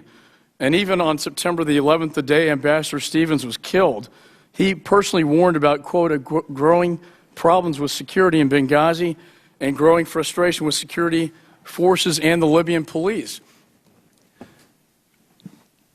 Were you aware of this cable, this August 16th cable? Congressman, that cable did not come to my attention. I have made it very clear that the security cables did not come to my attention or above the Assistant Secretary level where the ARB placed responsibility, whereas I think Ambassador Pickering said the rubber hit the road. Now, I think... Can I ask you a question? When were you aware of this cable? After the ARB began to, gather information and material, which of course who within your office did see this cable? I'm not aware of anyone within my office, within the Secretary's office, having seen the cable. Within the National Security Council? I have no information or awareness of anyone in the National Security Council having seen that cable. Was this cable a surprise to you? Congressman, it was very disappointing to me that the ARB concluded there were inadequacies and problems in the responsiveness of our team here in Washington to the security requests that were made by our team in Libya. And I was not aware of that going on. It was not brought to my attention, but obviously it's something we're fixing and intend to put into place protocols and systems to make sure it doesn't happen again. Well, I certainly hope so. I think when you have a United States ambassador personally warning about the situation over there, sending this cable to your office, well, if I could... 1.43 million cables a year come to the State Department. They are all addressed to me. They do not all come to me. They are sorted through the bureaucracy. Certainly somebody within your office should have seen this cable, in my judgment. Can I ask one last question? But I just want to clarify, as with regard to the security requests subsequent to the August 16th cable, our personnel in Libya had not submitted any additional security requests to Washington at the time of the September 11th attack. Now, there was an ongoing dialogue, as you know, between Libya and Washington.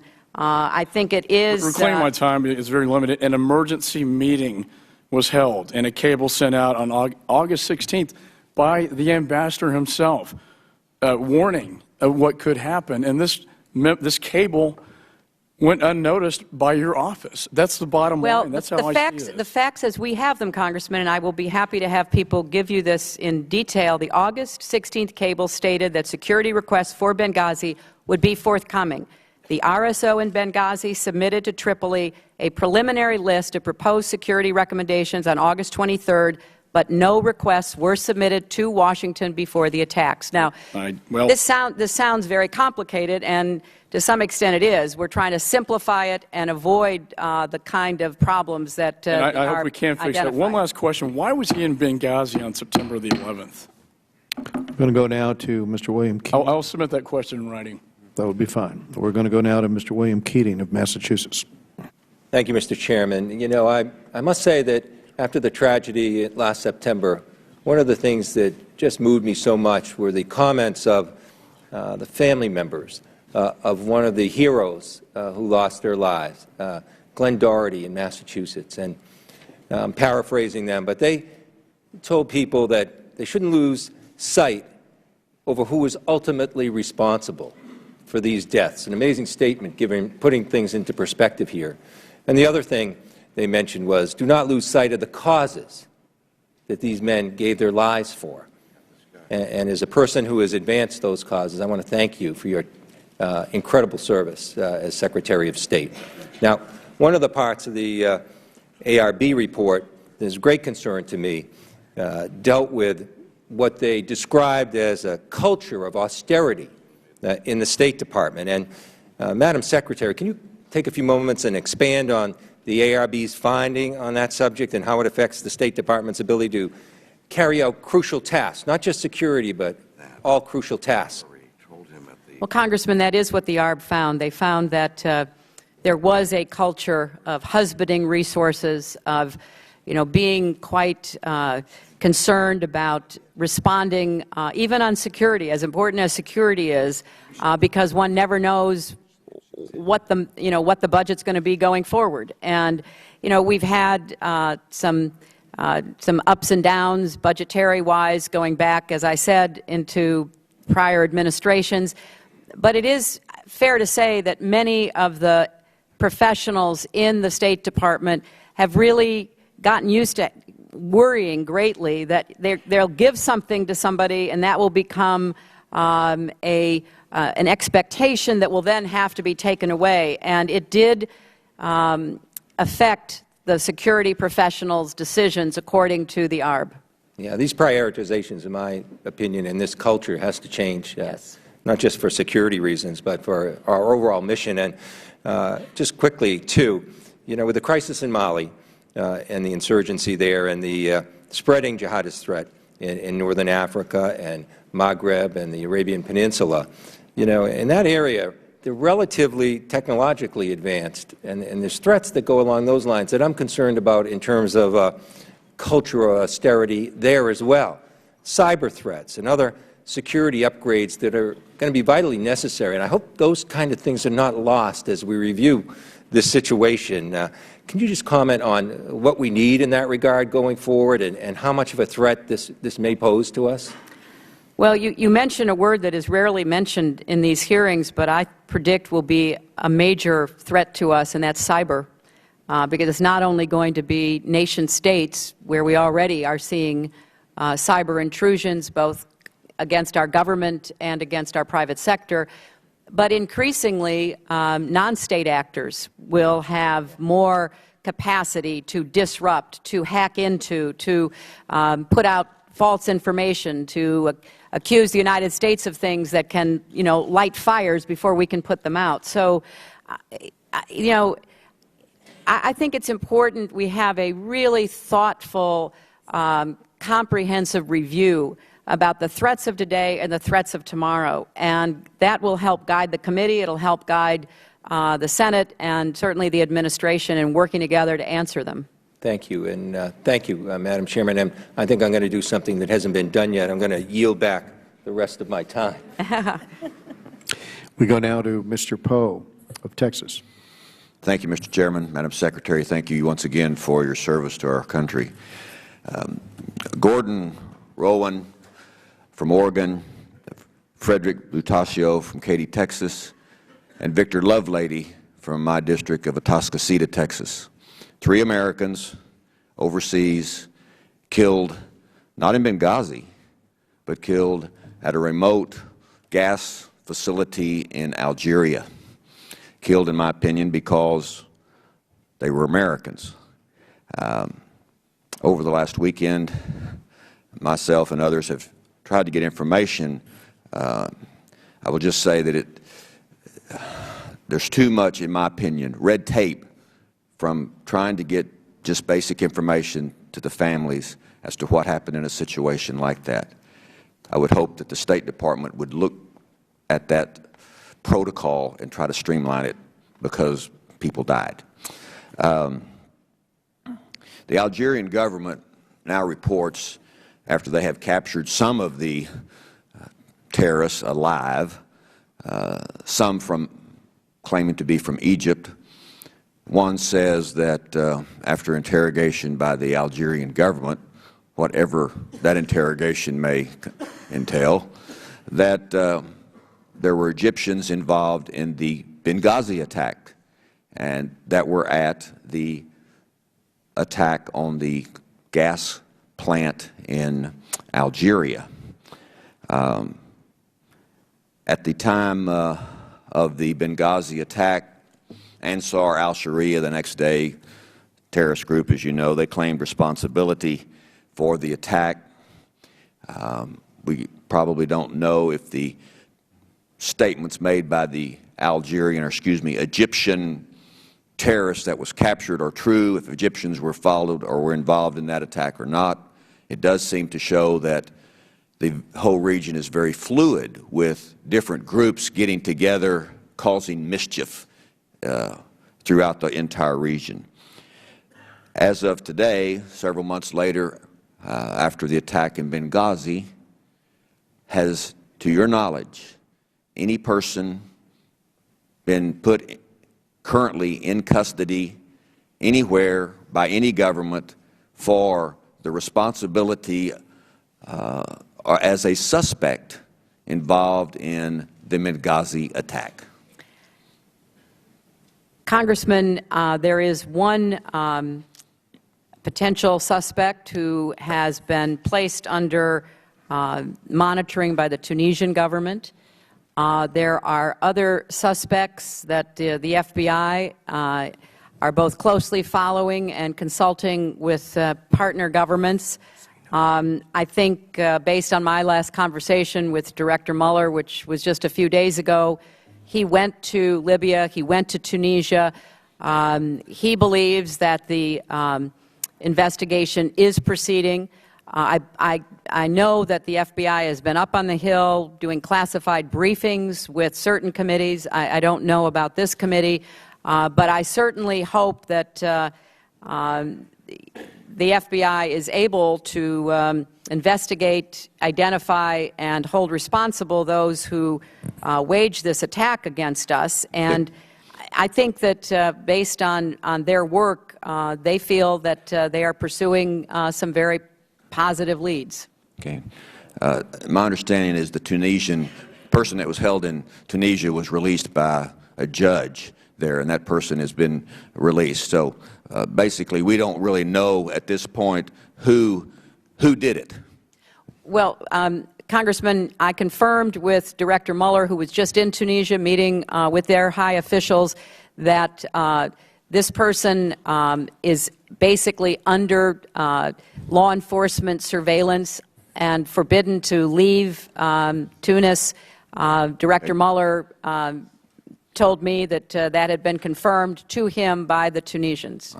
Right. Just very briefly, we don't know who. No one's been held accountable, charged with this offense. Before Gaddafi was taken out, my understanding is the nation of Qatar shipped in 18 shipments, 20,000 tons of weapons, machine guns, RPGs into the region to help different groups overthrow Omar Gaddafi. Did the United States give a wink and a nod to this? And I'd like a written answer to that, Mr. Chairman. Thank you. We'll go now to Mr. Cicilline from Rhode Island. Thank you, Mr. Chairman. Thank you, Madam Secretary, for your extraordinary service to our country that has earned you the deep respect and admiration of people all over the world and has enhanced America's standing all over the globe.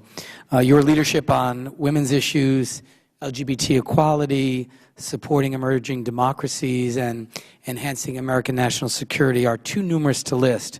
But I want to begin by thanking you for all of your hard work and everything you have done in service of our country. Thank you also for your testimony today.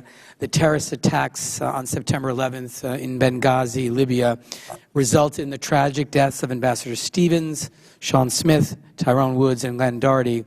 And these are constant reminders of the dangerous work that our diplomats engage in every single day all throughout the world. And while we cannot eliminate all risks, it's our duty to enact protocols and policies that will reduce these risks and to provide all the resources and support necessary to help mitigate and manage those risks. With that in mind, I hope my colleagues will consider the Accountability Review Board, which you, Madam Secretary, convened, and it calls for, and I quote, a more serious and sustained commitment from Congress to support State Department needs, end quote. This is particularly important given the implications that the looming sequester as well as potential government shutdown would have on our diplomatic security, especially in high-risk posts.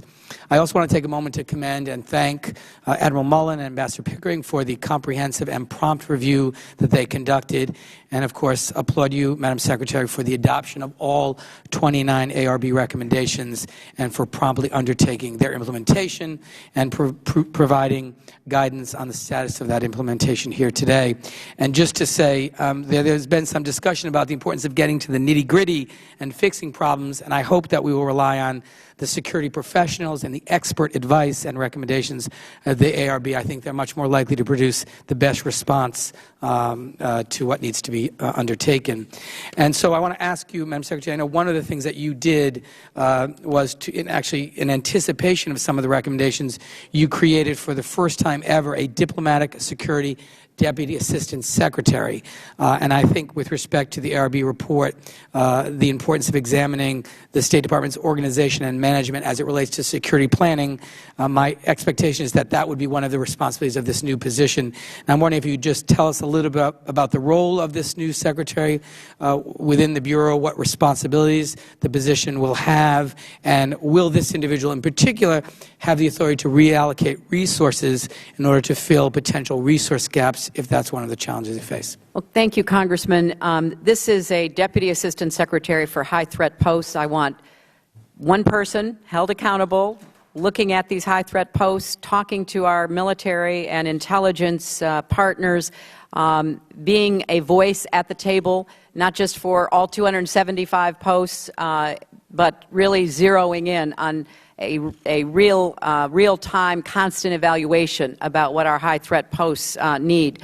But in addition to that, we're going to continue our work with the Defense Department and the interagency security assessment threats. I'm also, for the first time, elevating a lot of these security issues for high-threat posts to the secretarial level because it hasn't been there before, and I think given what we've experienced, it needs to be. We're also looking for the transfer authority to add to our Marine security guards, our construction, and our diplomatic security. We're enhancing the training for everyone. We're taking a hard look at another problem that the ARB pointed out, and that was our temporary duty assignments. You know, very often, given especially the experiences we've had in Iraq and Afghanistan, and to a lesser extent in some other large posts, we have a lot of our most experienced diplomatic security people going there. I mean, you know, in the 2 times we've had serious assaults on our embassy in Kabul. Kabul is fortified. Kabul has the ISAF troops across the street. As they draw down, we have to recognize that the danger is not going to leave with our ISAF military. So we have to take a hard look at all of this, and we have to embed that responsibility in this new experienced Deputy Assistant Secretary to do that. Thank you, Madam Secretary. I yield back, Mr. Chairman. Matt Salmon of Arizona. Thank you, Madam Secretary. I appreciate your desire to come before our committee today to testify and answer questions to help us make the changes necessary to ensure the safety of all of our Foreign Service officers, but particularly those who are making the heavy sacrifice of servicing in high-threat regions. But I've got to say that I am troubled by what seems to be this administration's pattern of misleading the American people and failing to hold decision-makers accountable. From Operation Fast and Furious, where Attorney General Eric Holder has repeatedly misled the American people and Congress about an intentional international gun-walking scheme, to UN Secretary Susan Rice, who on 5 separate occasions went before the American people days after the attacks on Benghazi talking about a demonstration at a facility that never happened. It was not even suggested in any of the reports and information coming from Benghazi. Now, I know the purpose of this hearing is to find out how to ensure another Benghazi never happens again. I'd hope that we would all include the aftermath of the tragedy as well. How do we make sure that such gross mispresentations of attacks on Americans never happen again? A couple of other questions.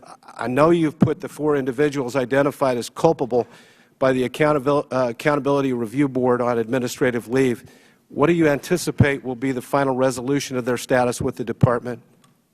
And the Accountability Review Board did not identify any individuals above the Assistant Secretary level as accountable for the security failures at the Benghazi mission. Now, you've said that the numerous cables requesting and begging for additional security resources sent by Ambassador Chris Stevens were never seen by state officials above Assistant Secretary Eric Boswell or Deputy Assistant Secretary Charlene Lamb.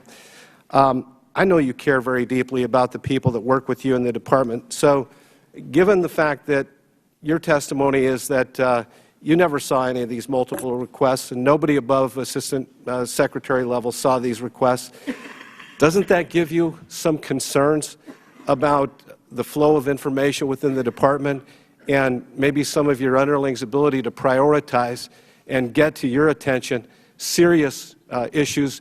You said that you get hundreds of thousands of cables all the time, and these cables directly to you I understand that you don't read them all, and nor do you have the time to do that. But I would think that within the department, you would have people that work for you that are able to prioritize and get to you the ones that are more serious in nature, and especially when somebody's security is on the line. Finally, President Truman had a placard on his desk that said, "The buck stops here." I know that you've taken responsibility, and I applaud you for that. But I really hope that this isn't just an exercise, another exercise in finding lower-level bureaucrats that we can kind of throw under the bus and actually get somewhere with this. Not about a game of gotcha, but how can we fix this for the future? And I yield back the balance, and I'd love your answers. Well, Congressman, that's exactly what I'm intent on doing, and I think the ARB, not I, has made its findings. The reason ARBs were created is to try to take a dispassionate, independent view of what happened and then come up with recommendations that are the responsibility of the department to implement. You know, the ARB makes very clear that Chris Stevens, who probably knew more about Libya than anybody else in our government, did not see a direct threat of an attack of this nature and scale, despite the overall trend of security problems that we faced. And I have to add, neither did the intelligence community. The ARB makes that very clear, that the intelligence community also did not really zero in on the connection between the deteriorating threat environment in eastern Libya and in Benghazi and a direct threat on our compound. So we have work to do. We have work to do inside the department. We have work to do with our partners in the DOD and the intelligence community to constantly be taking in information, making sure it does get to the right people, that it isn't somehow stovepiped or stalled, but that it does rise to decision makers. And I'm committed to improving every way that I can on what the ARB told us to do, on assessing our intelligence. And I think that it's fair to say, Congressman, that we have to do this now because I predict we're going to be, as we saw in Algeria, seeing all kinds of asymmetric threats, not just to our government facilities, but to private sector facilities. In Tunisia, although we protected our embassy, our school was badly damaged. So we have to take a broader view, and I think that the ARB gives us a start, but it's not the whole story. Mr. Grayson from Florida. Thank you, Mr. Chairman. And thank you very much, Secretary Clinton, for your contributions to securing America's place in the world for the past 4 years, and for your contributions toward world peace. The first question I'd like to ask you has to do with the Accountability Review Board's report. The report does identify specifically people who were found to have engaged in the department in systematic failures and deficiencies. I want to be clear about this. You were not one of those people. Is that correct? That's correct. All right. Now, it was identified earlier that a report dating from the 1990s had said that the Secretary should take a personal and active role in security. Have you done that during your 4 years at the State Department? I have been very attuned to the environment in which threats are occurring, the intelligence that is available, certainly not the specific requests and decision-making which rests with the security professionals. All right. Regarding the security professionals, is there anybody now in existence in the department who is responsible for reviewing the itineraries of ambassadors in advance in order to determine whether there is an undue threat to their safety? The general answer to that is no. Ambassadors are given what's called Chief of Mission Authority. Ambassadors, especially those who we ask to go to dangerous posts, are pretty independent folks. Some of them might say, well, what do you think about this or that? But most of them make their own decisions. Chris Stevens did not ask anyone for permission to go to Benghazi. I don't think it would have crossed his mind. Robert Ford, who served as our ambassador to Syria, went out on numerous occasions to talk to the opposition before we pulled him out of Damascus. We had very brave ambassadors like Ryan Crocker, one of our very best, who it would be very difficult to say, Ryan, you can't go do this, even though you've decided you should do it. But what we're trying to do is to create a more ongoing discussion between our ambassadors, our bureaus back in the State Department who are regional experts, and our security people, so that at the very least no ambassador is taking an unnecessary risk, however that is defined. Well, with regard to Ambassador Stevens, certainly it was brave of him to go to Benghazi on the days that he did. I have to ask you honestly, though, was there anything in his itinerary on the 10th or the 11th that actually specifically required his personal presence? Well, he certainly thought so, Congressman, and he did, of course, discuss this with his own security people. Remember, we do have regional security officers in these posts. They are the ones that an ambassador will turn to. He believed that it was important for him to go to Benghazi. There were a number of meetings that he was holding and some public events that he had on his schedule. And, he was someone who really believed strongly he had to get out there. And I think, as the ARB has pointed out, he was given great deference by the rest of the government. Do you have any concept of the number of American troops it might have taken to actually create a totally secure environment for him in Benghazi on September 10th and 11th? No, the number of diplomatic security personnel requested in the cables was 5. There were 5 there that night with him, plus there was a mutual understanding with the annex that had a much more heavily armed presence because of the work that they were doing in the region. It is very difficult to, in retrospect, really anticipate what might have been. One of the RSOs who had served in Libya said the kind of attack that the compound suffered had not been anticipated. We had gotten used to, preparing for car bombs and suicide bombers and things like that, but this was of a different nature. And we even saw that at the annex, which was much more heavily fortified, had much more heavy military equipment. We lost 2 of our best and had one of our diplomatic security officers badly injured. He's still at Walter Reed. So even the annex, which had more assets in the face of the attack, was suffering losses that night. Thank you very much. Mr. Marino of Pennsylvania. Good afternoon, Madam Secretary. In August of 2012, prior to the Benghazi attack, the Library of Congress published a report on behalf of a division of DoD called Al-Qaeda in Libya, a profile. This report outlined Al-Qaeda's growing presence in Libya, particularly in East Libya, where Benghazi is located. Something was especially alarming to me in this DoD report was the mention that Ansar al-Sharia and other al-Qaeda groups in Libya have adopted the black flag, which symbolizes commitment to violent jihad promoted by al-Qaeda senior leaders. In my hand, I hold a picture of the flag that the Department of State identified to be a prominent issuance of this flag and on the rise in Libya. I also hold a picture of the same flag, same type of flag, in Tunisia, where the protesters were outside the embassy there. In addition, I have a picture was taken in Cairo at the U.S. Embassy, where demonstrations took place. Another picture in Jordan at the U.S. Embassy, where protests took place.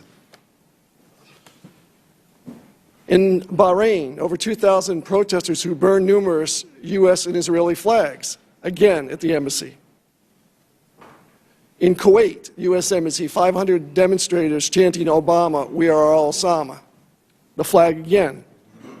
And finally, in Libya, the U.S. compound, the flag was flown there and carried through the streets as well. My question, Madam Secretary, is, were you aware of this DoD report prior to the terrorist attack in Benghazi? Well, I was certainly aware of a number of reports from throughout our government. I don't know of the specific one that you're referring to. There were DOD reports, intelligence community reports, State Department reports, talking about the decreasing or the increasing threat environment in eastern Libya. That was what we were trying to address with the Libyans. And remember, the election in July in Libya brought to victory what we would consider moderates, people who had a very different view of the kind of future than certainly al-Qaeda or any of these militants have. But there's going to be a struggle. There's going to be a struggle in this region, and the United States has to be as effective in partnering with the non-jihadists, whether they fly a black flag or any other color flag, I clearly to be understand successful. that, Madam Secretary. What? I clearly understand that. However, this flag was pointed out to be affiliated with al-Qaeda, terrorists who attack and kill United States citizens and other individuals around the world. Did anyone in your department below you, were they aware of this report and these photos prior to? And don't you think they should have brought this to your attention? Well, what I'm trying to say, Congressman, is I am well aware that there were people claiming to be associated with al-Qaeda that were attempting to influence militias, attempting to exercise more authority, along with a number of other groups that didn't necessarily work under that flag, but had the same militant jihadist mentality. So yes, I was certainly aware of that, and so was Chris Stevens, and so was our team in Libya. But my point is, this flag kept coming up, and you do not think that that was important enough to increase security when, after how many embassies where this flag was shown in demonstrations? I personally think that it would demand an increase in security, and those below you that might have known this should have brought that to your attention. Well, I come from industry, I come from the government, and there are individuals that just have to be cut loose when they're not performing their tasks. Are these 3 people that are on leave, are they still being paid? They are on administrative leave, and under federal law and regulations, they are still being paid. What's the holdup? Because there are regulations and law that has to be followed. What's the holdup from a management perspective of saying, you 3 let me down, this should have been brought to my attention, I no longer need your services? Well, Congressman, I'd be happy to give you an answer, because personnel discussions are not appropriate for public settings. But we have taken every step that was available, and we will continue to do so, and we are looking for additional authority. But to just finish up on the point you made, we had good security at all of those embassies other than in Tunisia because of the newness of the government, and then when they were asked to respond, they did. Because I go back to the point that was made on the other side of the aisle, we are dependent on host government support, and where it doesn't exist, unless we invade and unless we have a big military presence in a country, we are doing the best we can with our diplomatic security and private security guards and any other help we can get. Mr. Vargas of California. Thank you very much, Mr. Chairman, for the opportunity. And thank you very much, Madam Secretary, for being here. I also want to thank you for the excellent work that you've done not only here in the United States but across the world. I have to say that because it's true, one. And secondly, I don't think that my wife, my 16-year-old daughter, or my 9-year-old daughter, she'd probably even turn on me and wouldn't let me in the house if I didn't say that. You are a hero to many, especially women, and you seem to bring out these deep aspirations that they have in ways that I've never seen anyone do before. So again, thank you for your service. When I was reading the information here, it brought back to mind another assassination, murder. I was a Jesuit for 5 years, and I spent some time in El Salvador. And in 1989, there was an assassination of Father Ignacio Yacuria, Father Segundo Montes, Father Ignacio Martín Barro, Father Juan Ramón Moreno, Father Armando Lopez, Father Joaquín Lopez and Lopez, and also the housekeeper, Mrs. Elba Ramos, and her young daughter. She was 15-year-old Selena Ramos. I knew them because I worked with them Segundo Montes was my superior. And I know the pain that I felt when I heard that they died. I had left the Jesuits by then. And so I know that as you being the superior of the people who died, I'm sure felt the same way. And that's why I am glad that we brought up the names here today. I think it is important to mention the names, Ambassador Christopher Stevens, Mr. Sean Smith, Mr. Tyrone Woods, Mr. Glenn Doherty, because many of us who have faith believe that they didn't die in vain. And that's why I'm very proud that you're here bravely standing before us, trying to figure out what to do. And one of the things that did trouble me as I read this was the reliance that we have on local security. That's the part that didn't make sense to me. I come from San Diego. We have the Marine Corps there. We have the Navy. We have incredibly good security and service people. Why don't we rely more on them? Well, that's an excellent question, and you brought back some very sad memories in talking about the losses that occurred in El Salvador.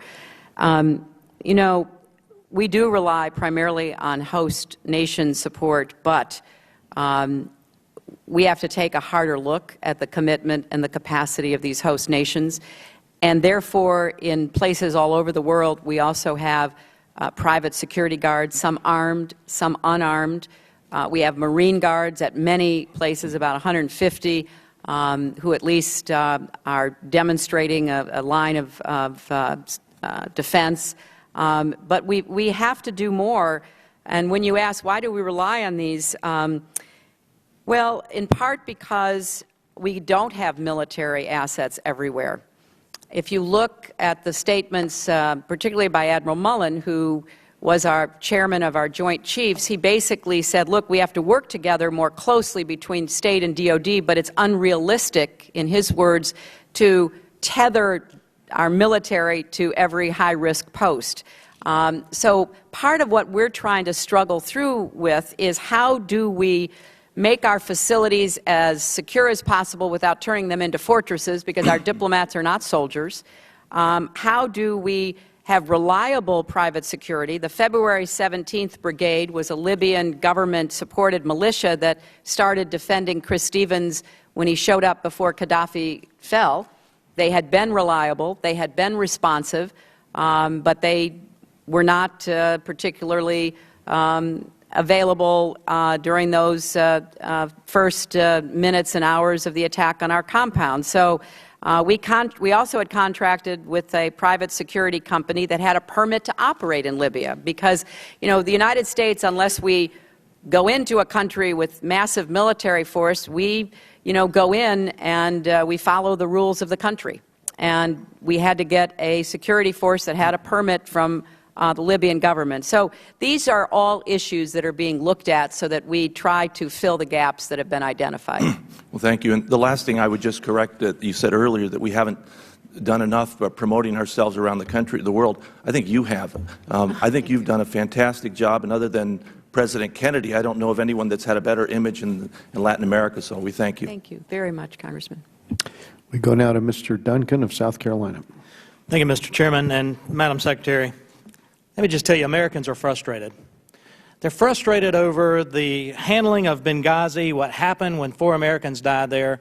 They're frustrated, and sometimes they're downright angry about being, what they think, being misled about what really happened there. Being told that this was a protest over a video, not just for a couple of days, but for weeks on end. And then they're frustrated when they see comments from you this morning when you said, what difference at this point does it make? I'll tell you what difference it makes. It makes a difference when Americans think they were misled about something for political reasons. In the hearing this morning, you mentioned that we were clear-eyed about the threats and dangers as they were developing in eastern Libya. Madam Secretary, if you were really, in your words, clear-eyed about the levels of threat to our consulate in Benghazi or our special mission in Benghazi, then you should have known about Chris Stevens' memo, I believe, of 16 August, that said our consulate could not be defended from a coordinated attack. Questions Americans have is, did he expect an attack? If you were clear-eyed, then why did your department reject the request, I believe on 7 June, for 16 additional security agents, the site security team that would have been funded by DOD, not a DOD state expenditure? If you were clear-eyed, shouldn't you have known that there was no real Libyan government to turn to for security assistance? You answered that question for Mr. Meeks earlier when you said there was you were unsure about the Libyan government and their ability to provide that assistance. If you were clear-eyed, were you clear-eyed about the al-Qaeda's displeasure with who we seem to be supporting during the summer elections, the moderate that was elected? If you were clear-eyed, shouldn't you have known that al-Qaeda roamed freely in and around Benghazi? As my friend from Pennsylvania pointed out, there were al-Qaeda flags not just at the protests, there were al-Qaeda flags flying all over Benghazi. If you were clear-eyed, were you clear-eyed when the Brits left Benghazi because they had the attack? Why did 4 Americans die? What was so important that Ambassador Stevens, if he knew there was a security threat in Benghazi, he went there on September 10th and 11th and gave his life for our country? What was so important for him to go to eastern Libya, knowing all these threats, knowing the memos are clear? And I think you misspoke earlier when you said that you didn't know of any requests that were denied for more security. June 7th, email exchange between Ambassador Stevens and John Moretti when he requested for one MSD team, or actually an additional MSD team, and the reply from John Moretti said, unfortunately, MSD cannot support the request. There was a request made for more security, and it was denied on June 7th. And so, Madam Secretary, you let the consulate become a death trap, and that's national security malpractice. You've said you take responsibility. What does responsibility mean, Madam Secretary? You're still in your job, and there are 4 people at the Department of State that have culpability in this that are still in their jobs. I heard the answer about firing or removing personnel.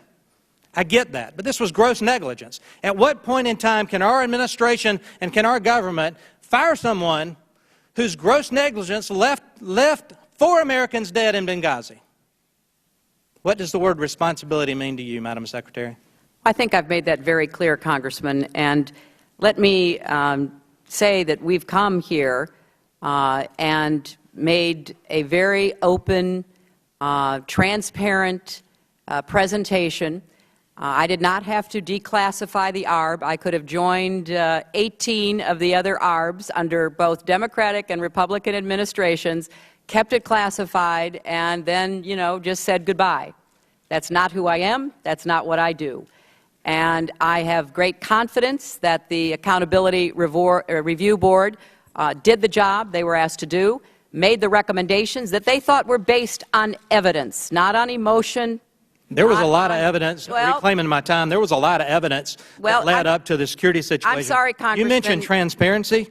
You haven't provided the call logs of messages, instant messages, during the attack between the Post and the Operations Center. In an era of transparency, will you release these communications between Benghazi, Tripoli, and Washington?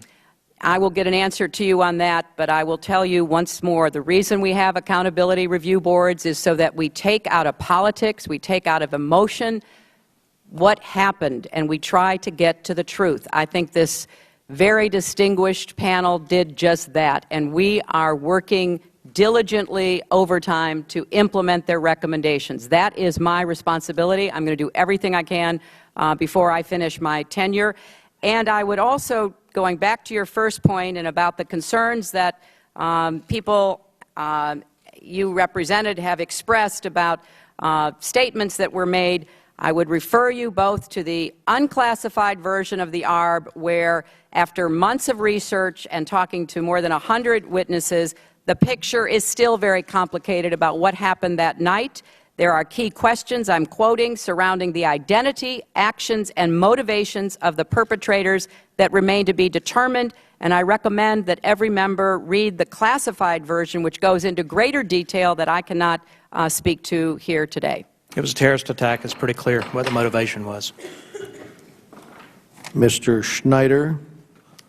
Madam Secretary, let me again thank you for joining us. Thank you for opening up the ARB report. We are grateful. And let me also echo the words of my colleagues and extend my own personal gratitude for your service. You did our nation well and made our people proud. You've done an extraordinary job as our nation's top diplomat, and you will be sorely missed.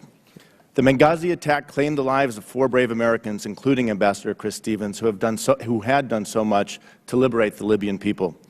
Despite the risk involved, he returned to that country as our ambassador because he knew the important work of building a new Libya remained unfinished.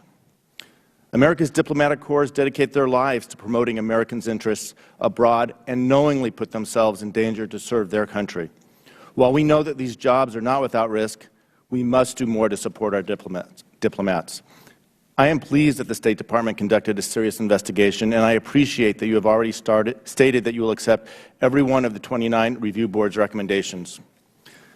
The State Department is increasingly operating in high-threat locations throughout the world, requiring our diplomats to be stationed further afield and closer to dangers on the ground.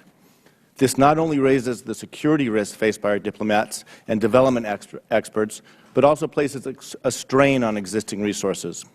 As we move forward, how will the State Department evaluate the benefits to U.S. interests from having an official presence in a given location versus the security risks faced by that diplomatic mission? How do you expect the Department will weigh the physical and technical personnel and political costs as opposed to the gains of operating in frontline states? And last, what changes do you think these demands will require vis-a-vis people and other resources at the State Department?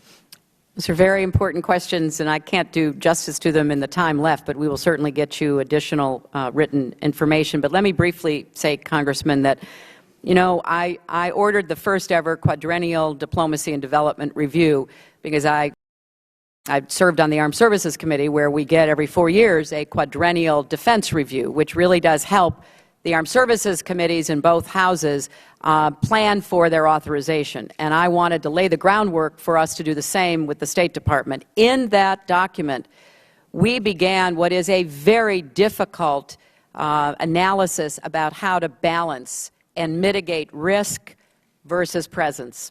It was one of the most challenging aspects of the QDDR process, and we have an ongoing effort underway. Because if you talk to many of our ambassadors, especially the experienced ones, they really don't want to be told by Washington or anybody where they can go, when they can go, what they can do. They've been in the Foreign Service 10, 20, 30 years or more, and they believe in their missions, and they believe they have a better sense of how to evaluate risk. At the same time, we do have to be conscious of and make difficult decisions about how to protect not just ambassadors, but all of our personnel and their families in these high-risk posts. It is a constant debate, Congressman. We have authorized departure, we have ordered departure, and it is something that we take very seriously when we do it. When we left Benghazi on the night of 11th, 12th, there were others still there. The Italians were there, the Turks were there, the Italians have just left. I mean, people evaluate risk over time, and I think it's important to do what we can to minimize it. Some of that will be done by technology, some of that will be done by hard security, and some of that will be done by what we call soft power. But trying to get the balance right is very difficult. As we look forward, the steps taken, how do we ensure we'll be in new places, we're going to face new challenges. How do we make sure that we're able to provide the resources to these high-threat, high-risk posts? Very, very difficult. That's going to be a question of new, streamlined processes and protocols, sufficient security, both hard and soft, and resources. And we just have to ask you, based on our best assessment about what we need to do our jobs. And sometimes, you've got a budget process and nobody has predicted that you're going to have a revolution against Gaddafi. And then you've got to scramble. How do you get somebody into Benghazi? How do you figure out what to do in Tripoli? And there are, I could go down the line and tell you 10 or 20 of those examples that we live with every day. So it's more of an art than a science, to be honest, because as of now, we don't have, hard parameters, but we're trying to develop the best we can. Thank you.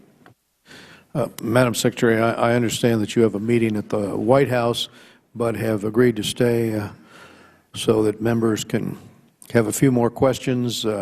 We will end by 5, and we really appreciate that. We want to go to Mr. Kinzinger of Illinois. Well, thank you, Mr. Chairman, Madam Secretary. Thank you for staying. I really appreciate it. I appreciate your service to your country. And, you know, we, as was mentioned earlier, we look forward to your next steps. We'll see what happens. Let me just say, I'm actually an Air Force pilot, and I have a few concerns I want to lay out here. One of the first things I was told as a pilot in the military is that your country will never leave you behind. If you find yourself down in enemy lines, rest assured your country will move heaven and earth to come get you. If you find yourself in armed conflict, rest assured your country will do everything in its power to come save you from that armed conflict. Now, as the representative of the administration here, I have to ask you this. From the initial attack to the second attack, there was a lull of 7 hours. Now, I'm going to say this. I was one of a handful of Republicans to vote to support the President's position in Libya. I think we did the right thing there. But I did it with the knowledge that we would have the military forces in place to be able to rescue any personnel in a tough situation. In that intervening 7 hours, military assets, to what we know, what we can talk about, were not put in place. Aviano Air Base is 1,044 miles from Benghazi. Aviano Air Base is an F-16 base. Airplanes could have been put in the air after being fueled, even if they didn't have missiles on them, and there can be nonviolent things that F-16s can do to disperse crowds that I know of well. So that's a concern. Originally, also, when you briefed us, I remember, and this has been, I know, hammered, and it's been hammered a little bit, but when you briefed us, you said unequivocally this was a result of the video. And I remember, in fact, you got pretty upset about it when somebody suggested that this was a terrorist attack. This was our briefing that we had.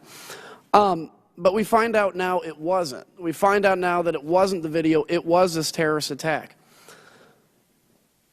When we come talk about the issue of the drone and the surveillance overhead, if there was, in fact, a drone overhead, I would assume that there would be a link in which you could watch what is going on live, or else maybe somebody under you was able to see what was going on live, or else that link was down. And another question I have, when it comes to I watched your testimony in the Senate, and you said, you know, part of the reason we had a little bit of a delay in understanding what was going on, we did not have immediate access to the security cameras, the security footage. But yet at the same time, you had mortars being reported as being fired on security personnel. If I would hear that mortars are being fired, I would immediately assume, regardless of whether I could see what's going on overhead, regardless of if I could see the security footage, that this is more than a spontaneous demonstration. The other question I have, too, I'm laying a few out for you. The FES team, the Foreign Response Team, was that your decision not to deploy that right away? Was that an issue of logistics? Where does that come from? And the final thing I want to say is this. As, again, a believer, which I think you believe, that we are in a time where it is very important for American leadership to be out in front to prevent a resurgence of jihadist activity, of al-Qaeda activity. I'm worried about the strategy of leading from behind. If the United States ambassador in Libya, and I say this respectfully, can't get a message forward to the Secretary of State about his concern about security in one of the most hot zones in the world, I worry about a lead from behind strategy. And if we have no assets on alert that can respond in a 7-hour lull in 2 different attacks in the most hot spot, one of the most hot spots in the country, in the world, on 9/11, on the anniversary, is the lead from behind strategy failing? Because I really want American leadership to be strong. I believe in freedom, and I believe we're the people that are going to be able to take freedom around the globe. With that, I'll give you the remaining minute, and I thank you for your generosity. And I thank you for your service, Congressman, both in the Air Force and here. There was a lot packed into that. Let me see what I can cover quickly, and then we'll get the rest to you in writing. DOD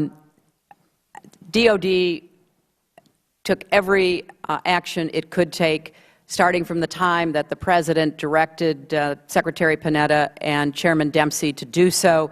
Again, I turn to the ARB because that's, to me, a much more factually based finding. The Board found no evidence of any undue delays in decision-making or denial of support from Washington or from military combatant commanders. Quite the contrary, the safe evacuation of all U.S. government personnel from Benghazi 12 hours after the initial attack and subsequently to Ramstein was the result of exceptional U.S. government coordination and military response and helped save the lives of 2 severely wounded Americans. Now, having said that, I think it's very important we do more to coordinate with DOD along the lines of what you're talking about, because who knows what's going to be facing us in the next months and years.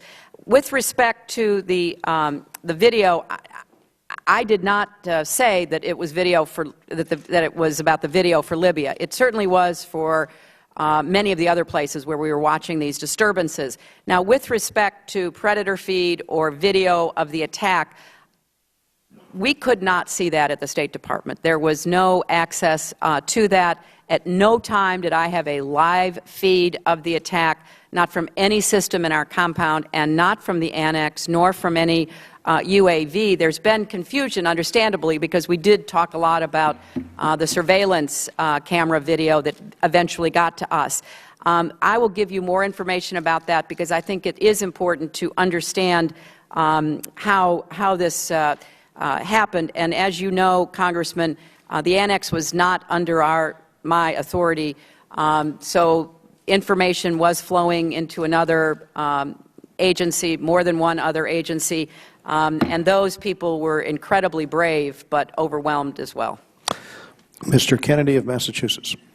Thank you, Mr. Chairman, Mr. Ranking Member, and Madam Secretary, thank you for what I can only describe as a truly exemplary career in public service and a dedication to public service. And I look forward to what the future holds for you as well.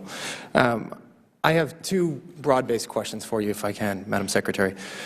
You now have obviously held this office for 4 years, and an extraordinarily challenging time in our history. We've recently passed the 2-year anniversary of the Arab Awakening. We're seeing the recent headlines, emerging threats from Algeria and Mali across northern Africa, spreading out through the Middle East, Iran, Pakistan, Afghanistan. As you close on your tenure, I was wondering if you might be willing to share some important lessons learned from the time that you've spent in this post and enlighten us as to what Congress can do to help respond and even get in front of these threats as we move forward. And related to that, if I may, assuming that you're going to say what you've said a couple of times about increased engagement at the ground level, how do we do that in areas that are unstable, where we need to depend on local governments or local security forces that, quite frankly, we've seen don't have the ability to provide the type of security that our diplomats are going to demand? Well, Congressman, it's wonderful to see you here, and I thank you for your interest in looking sort of into the future. Let me just make a couple of points. First, we have a lot of tools that we don't use as well as we should. I think we've abdicated the broadcasting arena, where both in TV and radio, which are considered kind of old-fashioned media, are still very important in a lot of these ungoverned areas, a lot of these difficult places where we're trying to do business. And I think we have to get our act together. I would hope that this committee would pay attention to the Broadcasting Board of Governors, which is in desperate need of assistance, intervention, and change. I think, too, social media is a great tool. We've begun trying to use it much more in the State Department, and not to communicate with just leaders and officials, but really, as you say, get down into the grassroots. I started 2 organizations to deal with countering violent extremism. One, a new operation inside the State Department that is staffed with interagency experts, so that, I'm not saying anything that's classified, but it's beginning to try to respond to al-Qaeda and other jihadist propaganda. So if they put up a video which talks about how terrible Americans are, we put up a video which talks about, how terrible they are. We're trying to meet them in the media channels that they are communicating with people. We're also at the beginning of an organization I helped to stand up, the Global Counterterrorism Forum, because if we don't work with partners and understand more effectively how to counter violent extremism, how to stop recruiters, how to turn families and communities against these jihadists, there will be a constant flow of them. So we have to be smarter about that. And there are other things that I would like to share with you and others on the committee who are interested. I often, it's not a perfect analogy, but I would say that, our fight against international communism, against the Soviet Union, during the Cold War, we did a lot of things really well. I mean, we kept people's hopes alive. We communicated with freedom lovers and advocates behind the Iron Curtain. We did it through media. We did it through our values. Well, I think we've got a similar challenge, even though it's a very different world. And let's get smart about it. And let's figure out how we're going to put some points on the board, so to speak, in dealing with both governments and populations. And if I could just I know that Representative Duncan has left, but his question took me a little by surprise because our Ops Center does not do instant messaging. So the reason you haven't gotten instant messaging is we don't do instant messaging. So I wanted to put that into the record and hope that his staff or someone will convey that to him. Thank you. Thank you. Thank you. We'll go to Mr. Brooks of Alabama. Thank you, Mr. Chairman and Secretary Clinton. It's an honor to be here today, and I want to thank you for the time that you spent with us and with the Senate, for that matter. I'm sure it's been a long day. It's been my experience that truth without credibility is meaningless, and credibility, once lost, is difficult to reacquire. My concern is the degree to which false statements about Benghazi have damaged America's credibility, not only here, but also abroad. I don't focus on any of your statements in that regard. Rather, I focus on some others. On September 16, 2012, on Meet the Press, Ambassador Susan Rice stated, and I quote, "What happened in Benghazi was in fact initially a spontaneous reaction to what had just transpired hours before in Cairo, almost a copycat of the demonstrations against our facility in Cairo, which were prompted, of course, by the video," end quote. Let me break this statement down into three parts, if I might, and I'd ask you to confirm, based on the data we now have, whether her comments were true or false. Secretary Clinton, is Ambassador Rice's statement that Benghazi was a spontaneous reaction to the Cairo protests factually accurate? Well, I think if you look at the ARB finding, Congressman, there is still question about what caused it, so I don't want to mislead you in any way. That is not the weight of the evidence right now, but I think until the FBI completes its investigation, we're not going to know all the reasons why these people showed up with weapons and stormed our compound. Well, Secretary Clinton, is Ambassador Rice's statement that Benghazi was a copycat of the Cairo demonstrations factually accurate? Well, it turned out not to be, because the Cairo demonstrations were not heavily armed, and we did eventually get host nation security support. So there were differences. But again, I would say that Secretary Rice conveyed information that had been provided by the intelligence community and the interagency process. I'm not trying to go into the process right now. I'm just trying to determine what the truth is as best we know at this time.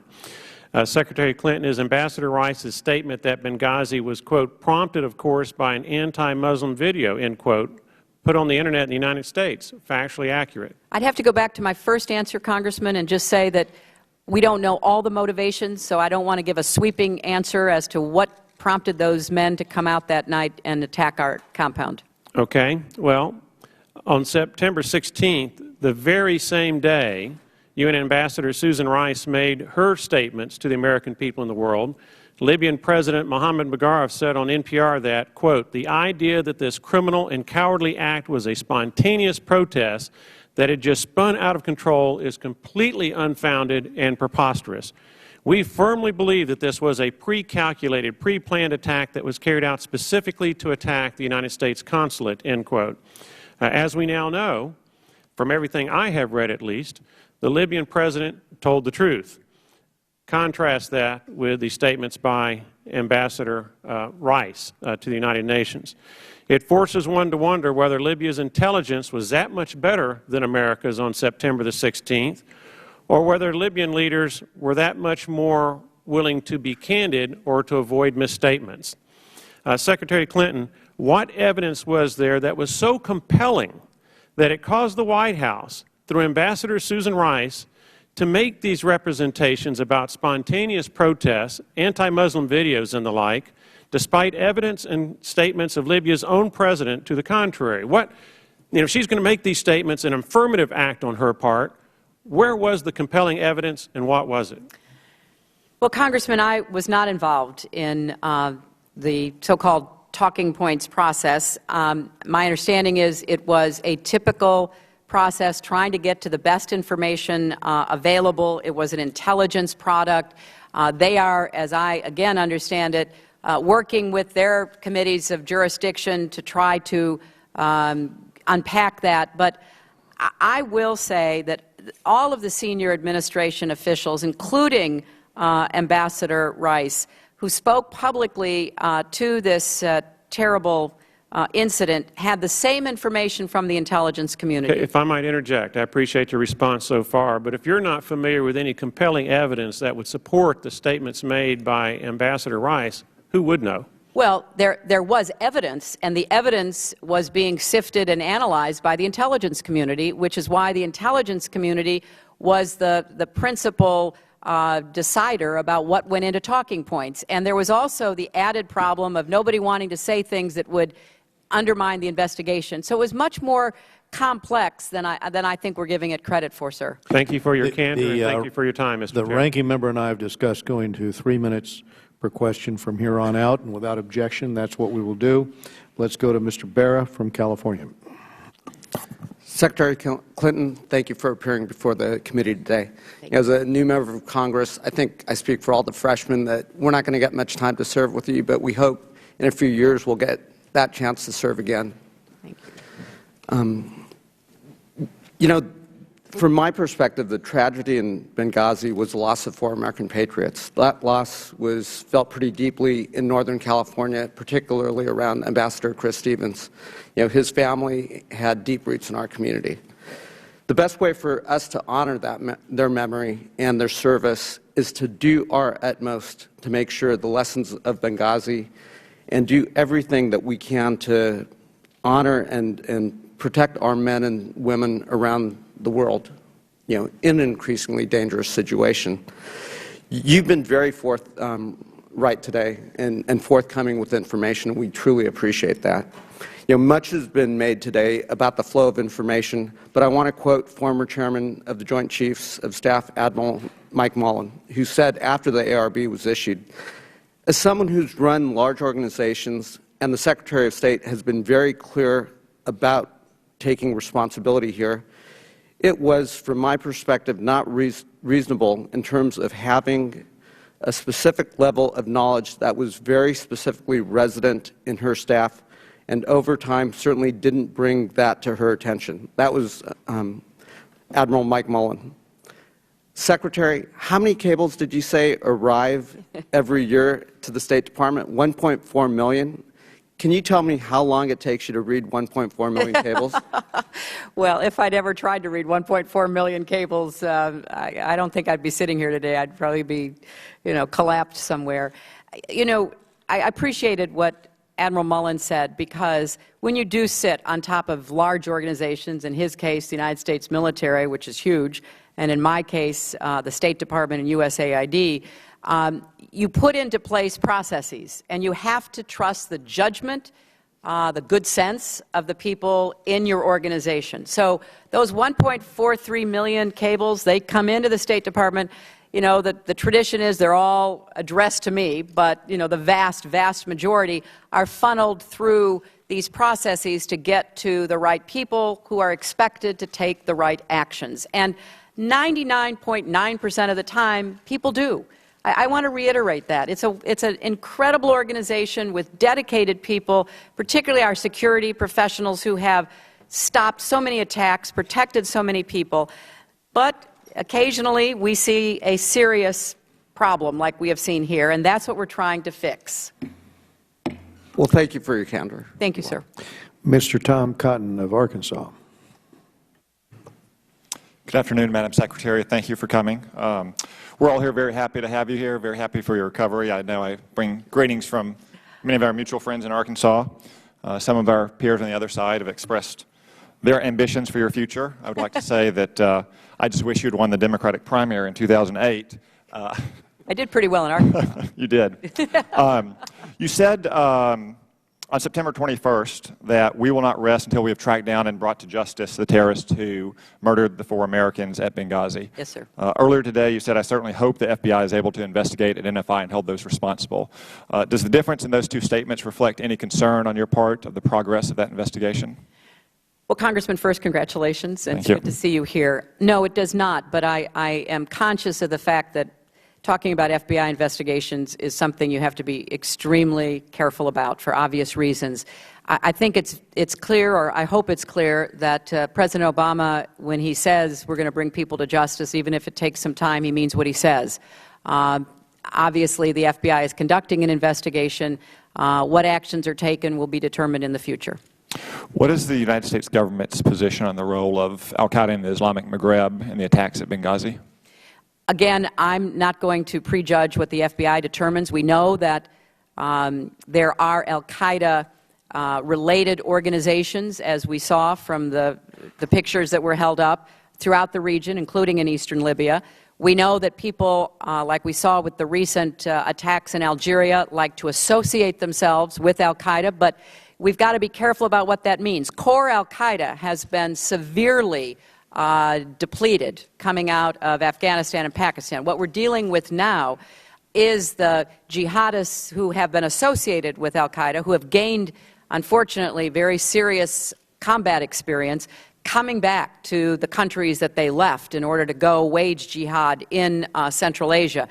So whether they call themselves al-Qaeda or Boko Haram or Ansar al-Sharia, they are all part of the same global jihadist movement, and there may be differences between them, but their goals are unfortunately similar and pose threats to us and our partners. Both the chairman and Mr. Poe have referenced a Tunisian suspect who's been released. I believe that's Mr. Ali Harzai. Right. On January 8th. That was reported in the New York Times. Do you find it distressing that the Tunisian government has released that gentleman in light of the hundreds of millions of dollars of aid we've given them over the last 2 years? At this point, Congressman, I do not, for 2 reasons. First, I had a long conversation with high-ranking Tunisian officials about this, as did Director Mueller of the FBI when he was there in person. We have been assured that there was an effort to have rule of law, judicial process, sufficient evidence not yet available to be presented, but a very clear commitment made to us that they will be monitoring the whereabouts of Harzai, and we're going to hold them to that and watch carefully. Thank you, Madam Secretary. Mr. Lowenthal of California.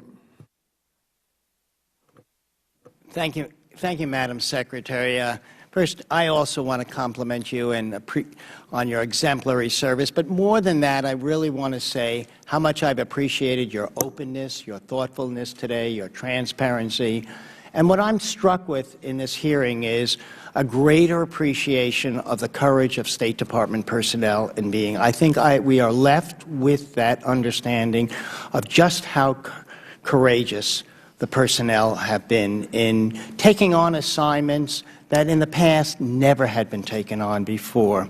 And you've ably, I think, presented to us why that is important, why it's important for emerging democracies that we be there. My question is very similar to the one of Congressman Schneider's, and that was, how do you make that analysis between risk and presence? What are some of the obstacles in making that? How do we move forward with that, and how does the Congress understand some of those, that kind of balance? Well, this is my ongoing hope that we can get it more right than wrong. Let me just make a few points because it's an issue that I hope this committee takes very seriously. First of all, you've got to remember that when we talk about the State Department and diplomatic facilities, that covers, we are the umbrella for so many other agencies in our government. If we were not there, many of those agencies' representatives would have a difficult time being there. I mean, we are the diplomatic presence that permits us to pursue law enforcement objectives, intelligence objectives, military objectives, and so much more. So it's not just about us sitting around and saying, you know, do we really want our diplomats at risk? It's, okay, what are the equities of the rest of the government that would be effective if we decided we had to close shop because the risk was too great? I want to stress that because I don't think you can understand, at least from my perspective, how difficult the calculation is without knowing that it's not just about the State Department and USAID. Secondly, I don't think we can retreat from these hard places. We have to harden our security presence, but we can't retreat. We've got to be there. We've got to be picking up intelligence, information, building relationships. And if we had a whole table of some of our most experienced ambassadors sitting here today, they would be speaking with a loud chorus. Like, you know, yes, help us be secure, but don't shut us down. Don't keep us behind high walls in bunkers so we can't get out and figure out what's going on. So that's the balance I've been trying to make for 4 years. We will only have time for 2 more questions. We will end at 5. We'll go now to Mr. Cook from California. Thank you, Madam Secretary. First of all, I want to compliment you. It's been a long, long day, and to survive all these questions and everything, it's been tough. I want to talk to you about the Marine security guards. Yes. And this is from somebody who spent a long time in the Marine Corps, but not under the cognizance, part of DOD, not under the State Department. And you had some things in here about additional Marine Marine Security Guard detachments. Yes, sir. And the question is about whether it's prudent to task organize those assets that are organic to you and perhaps put them in those areas that have the high threat level. And if you could answer that, I'd appreciate that. Congressman, it's a very astute observation. I mean, we believe that we need to increase both our Marine Security Guard detachments as well as our diplomatic security and create more synergy and cooperation in these high-threat posts. The Marine Security Guards, as you know, are very much a presence on more than 150 of our posts.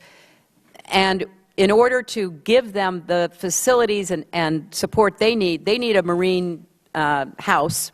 They need to be very close to the embassy because if you saw the recent movie Argo, you saw the Marines in there, you know, destroying the classified material when the mob was outside in Tehran. They are experts at that. They are people that are totally relied on by the entire mission. But as I said earlier, historically their job has not been personal security. So we've got to figure out, working with DOD and particularly with the Marines, you know, and most of them are very young.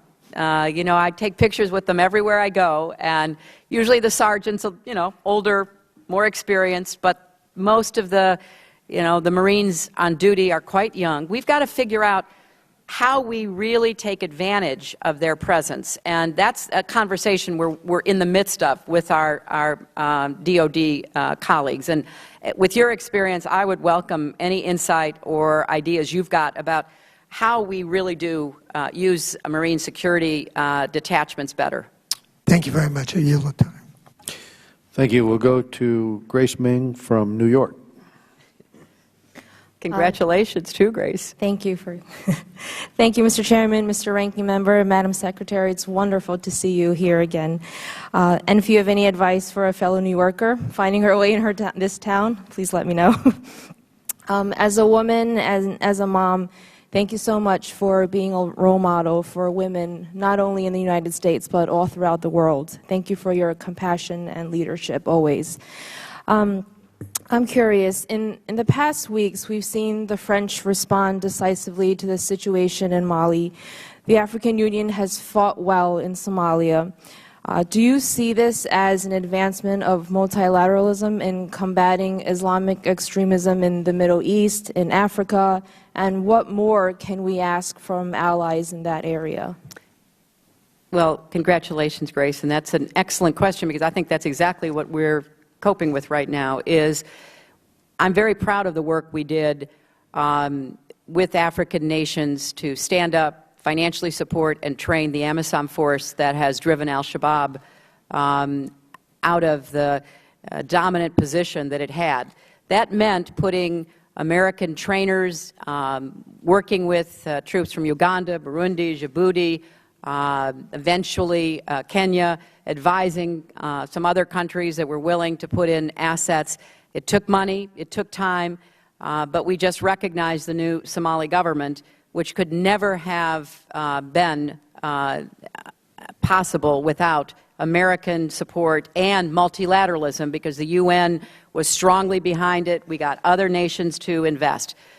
What we're looking at now in West Africa is to try to help support an African AU-blessed, ECOWAS-supported troop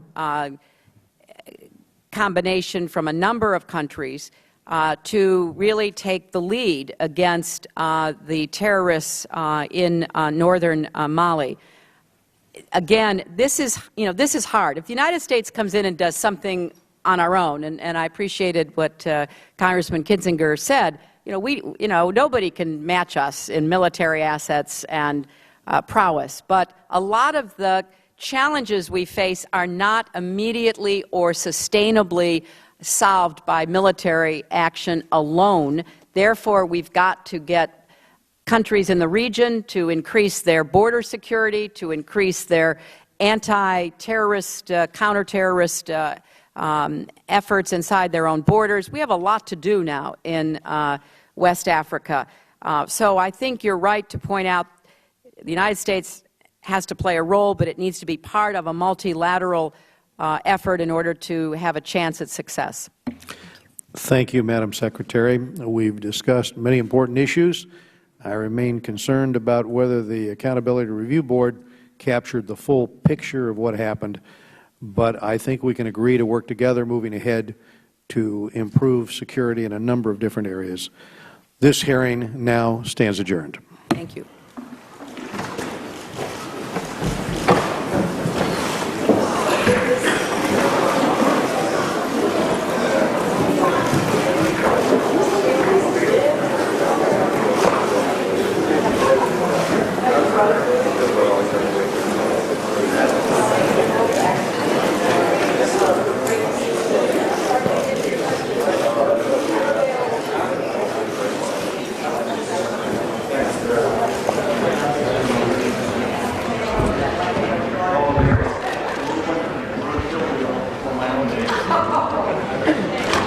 So what you think of it?